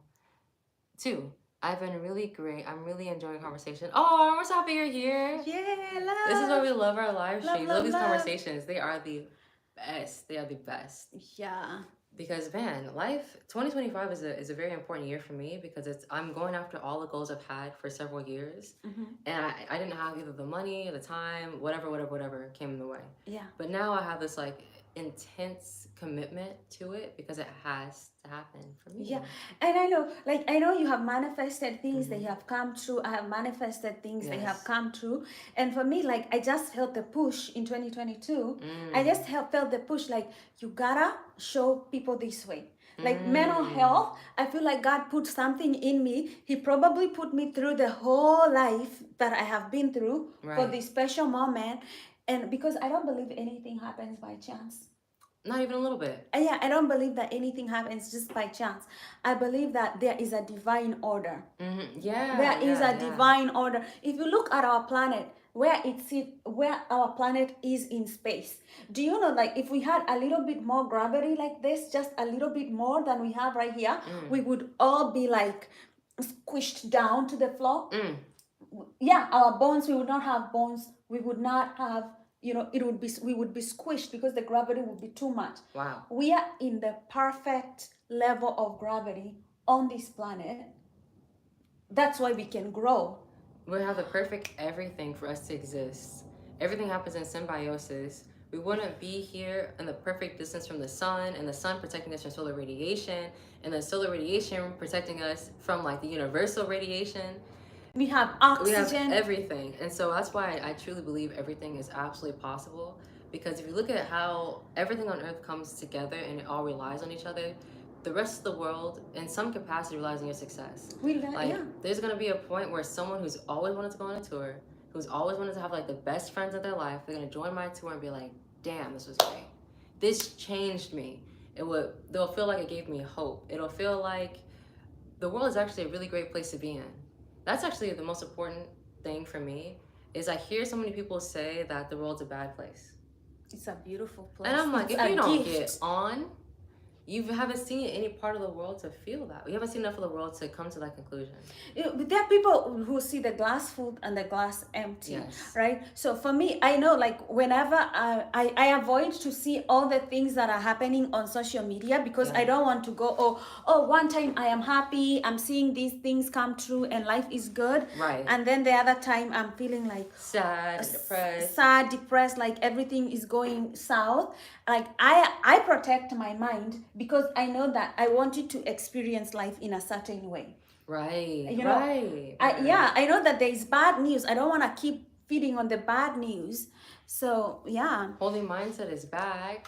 Welcome back. You're in the house. It's good to see you. It's good Sorry, to have guys. You. And we're back. I'm back.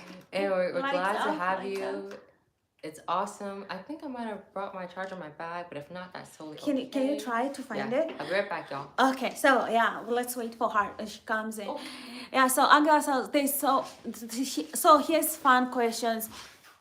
When Jesus was born, how many wise men visited him? I think there were 3.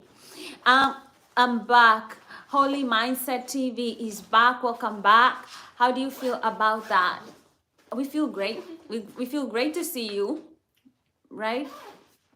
Hey, Roman Reigns, if you need help in your OG bloodline, I'm your boy. Let me know. Like, Raphael, you're something else. Like, I can't find my charger, but that's okay. Let me try it one more time. I'm gonna go flip. Yeah, I don't know why this charger is not. Oh, it's working. Stop. Oh, hey! Oh, nice! You know it's still charging. Woo! It's still charging? Oh, Yep. you're lucky. So we're talking about New Year's resolutions, and we're talking about manifesting our dreams for next year and living as if they've already happened. And so some of the topics we talk about were like having a clean mental slate and the self-forgiveness of being committed to your goals, being delusional with your goals, having goals that feel so big that it forces you to expand your mind. And Monica says she wants to have her mansion off the PCH overlooking the ocean December 31st, 2025. Yes. And that will happen. That will happen. That will happen. Because I'm going to live as if it's already happened. We talk about topics like love, relationships, the relationships you have with yourself, with your family, with your friends, with your business colleagues. We talked about like your health and your mental health, all the most like important parts of your life. Yeah. And so we have Frank. Frank said, matter of fact, there were not called wise men. Oh, wait, let's go back. He said, well, Monica, the Bible doesn't say 3. It says something that the word has perpetuated 3 wise men. Matter of fact, they were not called wise men. They were called magi. And magi back in the day, we were basically magician men who followed the stars. That's, I don't really know this. Monica knows more than me. Yeah. So we have like when Jesus born, there's this we call them the three wise men, but they could have been not three. I don't know, but they follow the star. They follow the star because I think it's predicted in the Bible that when Jesus is coming, there's this big star. So they see something unusual in the sky because the Son of God is coming to the planet, to our planet. That's some serious business. That's some serious business. We are talking about the Savior of the world coming to earth. So even the stars know. Following your guiding star. Yeah. So they may have. I mean, we are talking about somebody like Mary being told that you're going to give birth to this kiddo.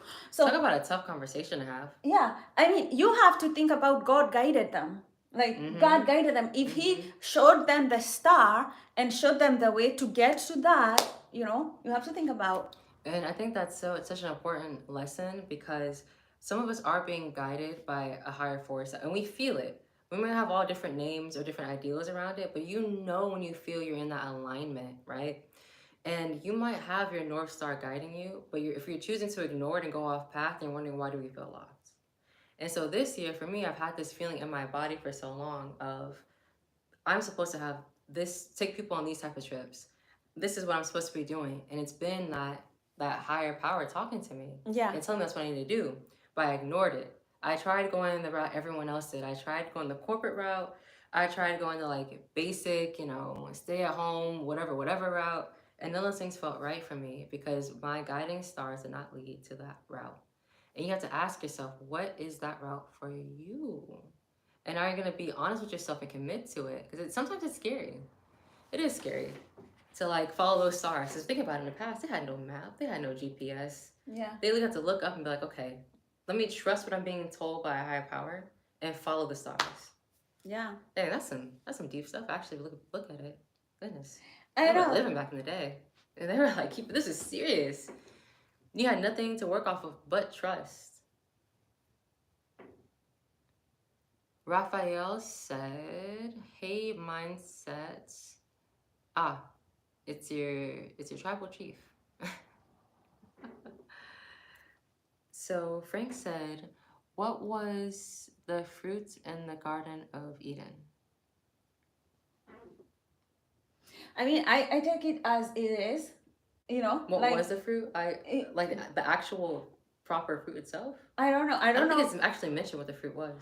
Yeah, we don't know what the fruit was, but it was something that, the big lesson in the Bible, you have to think about the big lesson that you're being taught.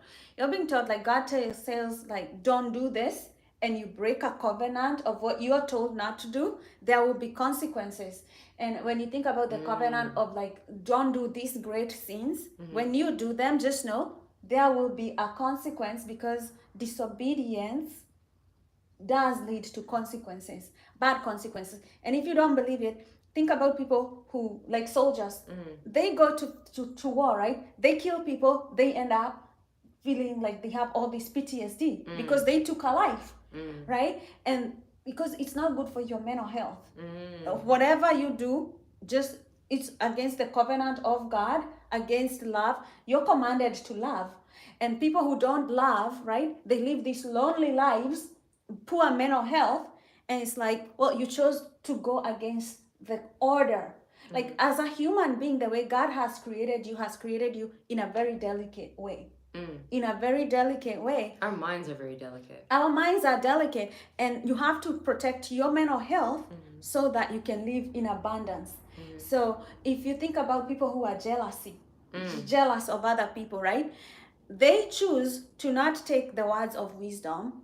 Being jealous about other people puts you lower to them. Yeah. Right? Yeah. And so they end up not living in abundance because of things like that. There is consequences to disobedience, right, to the law, the laws that have that we live by. There is always going to be a consequence. And a lot of the time too, the apple that was being bit from can represent a lot of different things. Of course, it is going against what you feel is the right thing to do, and you've been told, because the higher power is literally your instincts. You are all embedded with instincts Yeah. that you have to trust. If you go against them, it don't feel right. Yeah, yeah, and that's why it Oh, feels. my headphone's too hot. Oh, Oh. yeah, yeah. The Bible says that the laws that God has given you, He says that you don't need to go to the heavens to reach them, and you do not need to go to deep into the ocean to get them, because He has written them in your heart. And you feel it. Yeah, that's feel what you it. say. It's like it's in your instincts, right? He says Right. He has written them in your heart. So you know when it's wrong. That's why we know what Benjamin Netanyahu is doing to Syrian children Is wrong. is wrong. And you know because- for a fact he feels it every day. Yeah, 100%. We know it's wrong because it's written in our hearts. We know it. And that's why We know you it. feel wrong when you do something wrong. Even like small children feel it. Yeah. And also that's why you feel right when you're doing something that's right. Yeah. And so Frank said, the poor apple, the apple gets a bad rap. The tree of knowledge bear fruit, but we do not know what that fruit was. Yeah, we don't actually know what the actual specific fruit was, but I think it's just And it's the not reason is for important to know. symbolism. Yeah, the thing is, the big lesson here is obedience to God and His word and His law. Yeah. The law of good, the good or the law of good and evil is very clear in the Bible. And the disobedience towards that law, He says there are consequences. You will bring curses into your life if you disobey the divine law. The divine law of goodness. Like if you are in opposition to goodness, you're in rebellion to goodness, you're in rebellion to God, you're in rebellion to the law. The thing is obedience. We don't like to follow blindly, but when it's But if you have no concept, no clue, no nothing, that's something I do really respect too, is I'm really happy I was raised with a concept of morality and with a religion, even though that it changed for me in the future. Because when you're really young, you're a child, you really don't have no idea. Yeah. It takes time to learn those ideas. Yeah. And so if you're just a free-for-all, oh my God, you don't hurt yourself. Exactly. And whatever, even if you don't believe, they say like, even if you're angry and whatever, do not sin. Because once you sin, it doesn't matter whether you believe or not. Once you sin, there will be consequences. And then when they took a bite of the forbidden fruit, they became mentally ill right after. If you think of the story, because they suddenly realized that they were naked and they felt anxious. Anxiety came first, and they felt hopeless, and they felt despair. So it kind of showed you that if you go against these natural ingrained instincts that you got from a higher source, Yes. and you decide to rebel, Yeah. you will feel these mental health consequences. Exactly. And that is exactly what happens to all of us. All of us, like that girl we were talking about, Lily Oh, yeah, Phillips, that right? girl. She's like, I'm gonna do everything I want. I'm gonna sleep with whoever I want. It's my body. I have the right. But then, if it is just your body and you have the right to do, why is it that you feel bad You feel about awful. it? Yeah, why is it that you feel bad about it? Because you really think about it, if it felt that great, then sleeping with 100 men would have been like a joyous occasion. She would have been cutting up cake, Right? shooting confetti. Yeah. That really shows you. And also the amount of relationships that failed that were based off of sex. Oh, I didn't actually respect that concept growing up. Like I knew, but it felt like one of those old people things that tell you just not to sleep around, right? Yeah. But I thought if you were in a committed relationship before getting married and you're handling business, a lot of relationships start because people have sex on the very first night. And I can see why there are rules against that, because man, the bad relationships people get into, the bad marriages, the way things end up, like a lot of those rules were truly there to help you. Even though you don't, they require you to have self-control. And self-control gets you the furthest in life. Yeah. Yeah, so for me, like I do believe like you have to, like we have to shed our selfish, like childish ways behind, and at some point fall in line. Like fall in line, because get your line, wherever it's going, and walk it. Nobody can escape those like divine consequences. It's just so clear, it's just so clear that when they say the wages of sin is death, it's just right there. You sleep around, you get sick, you die, you leave your children orphaned, or they have you feel bad about yourself on the inside. Like you start feeling insecure, you start getting into bad trouble situations. Yeah. That's one thing I can very clearly say is true. even though, you know, I don't follow the Christian doctrine so closely, I think everyone needs to get a moral code and you need to live by it as closely as possible. And if you don't got nothing, then join something, right? You feel me? If you're living your life and it's a mess, and the closest thing you see people who are being happy because they're being Christian, then go be Christian. If you have no concept in your mind, go get one. No, you know? Become a Christian. Live For by real. I'll tell you the way, the truth, and the life. Go join one. Like if you don't got it in your mind already, go do it, because living your life so recklessly can lead to so much hurt. And I notice even more so for women, because women are emotionally very sensitive, and if you don't take care of your emotional self first, I think we suffer the most. Yeah, but even in business, right? Yeah. Being led by somebody who already knows versus the trial and error. Yeah, you know, yeah. It's like, do you want?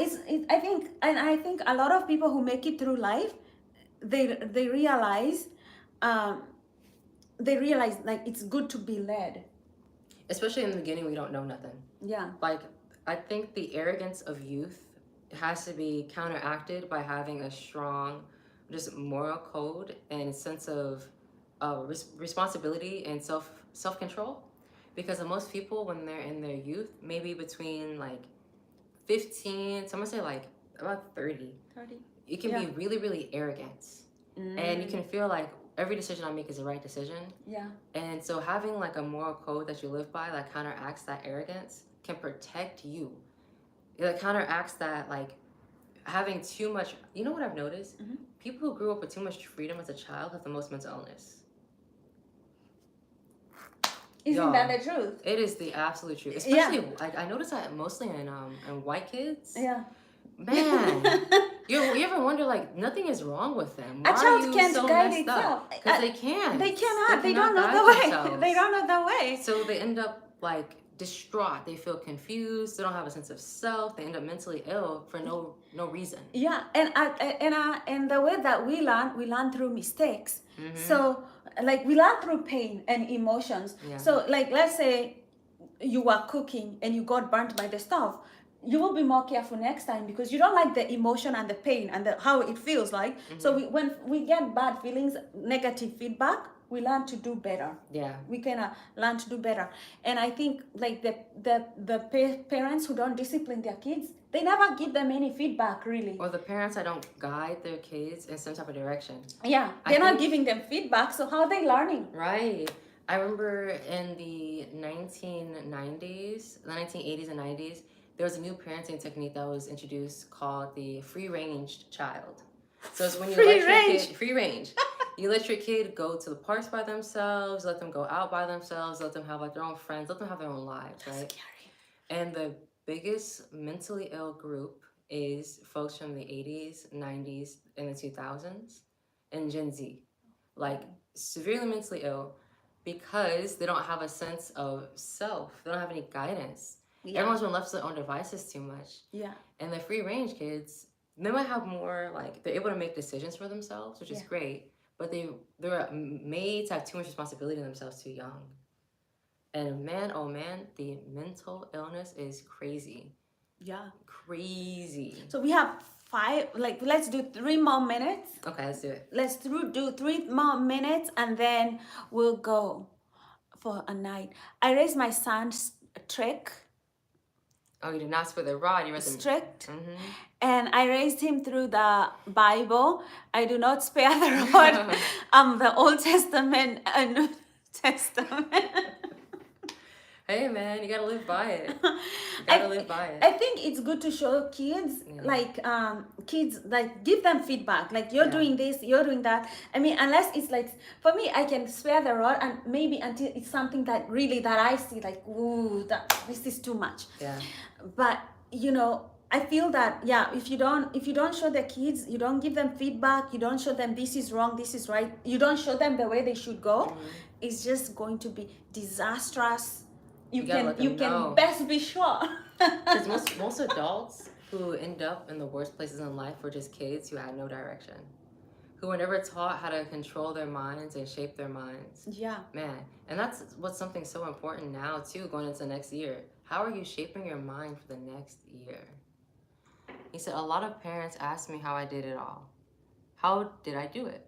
I go, I didn't do it. I followed the Bible and how I raised my kids.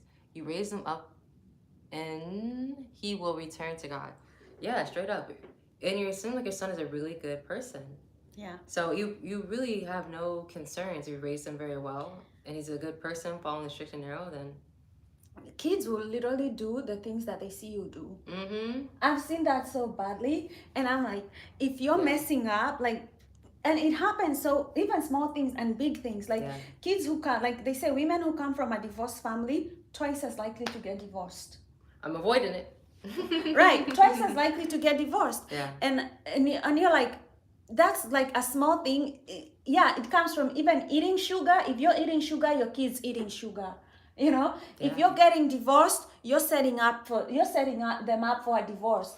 If you're someone who doesn't accomplish your goals, you're showing your kids that you can just not accomplish yours. You can set yourself up to fail. And you're teaching them to accept that failure of not accomplishing their goals. Yeah. So even now, if you're someone even who doesn't have kids or think about it in the future, you have to accomplish your goals because you're going to teach your future kids that when they go out and set goals for themselves, that they keep trying to accomplish it. Yeah. You better make it happen. So Frank, you say, Marika is so right. That's how I learned all the stuff from my father. When he did all the stuff in front of me, I did the same things, and I grew up as a kid and as a young adult, and now I change, right? See? Yeah. We learn through what we see, what we do. Yeah, it's just like, you know, it's like people say, like, do what I'm saying, don't do what I do. They will do what you do. They'll do what you do. Always. I think that's a good place to start, to stop. Frank, so wonderful. See you tomorrow. I'll be live at 9 a.m. tomorrow. Tomorrow we are talking about I want to talk about attraction. Like, okay. About attachment. Attachment. Tomorrow we'll talk about attachment, and maybe Frank, if your son wants to listen to this one, this will help with this theory helps with relationships. It helps with relationships. So we'll be writing down on the board everything. We'll be learning a lot. Yes. So you must be there. So see you then. I'll be probably at 9 a.m. 9 a.m. Bye. Bye.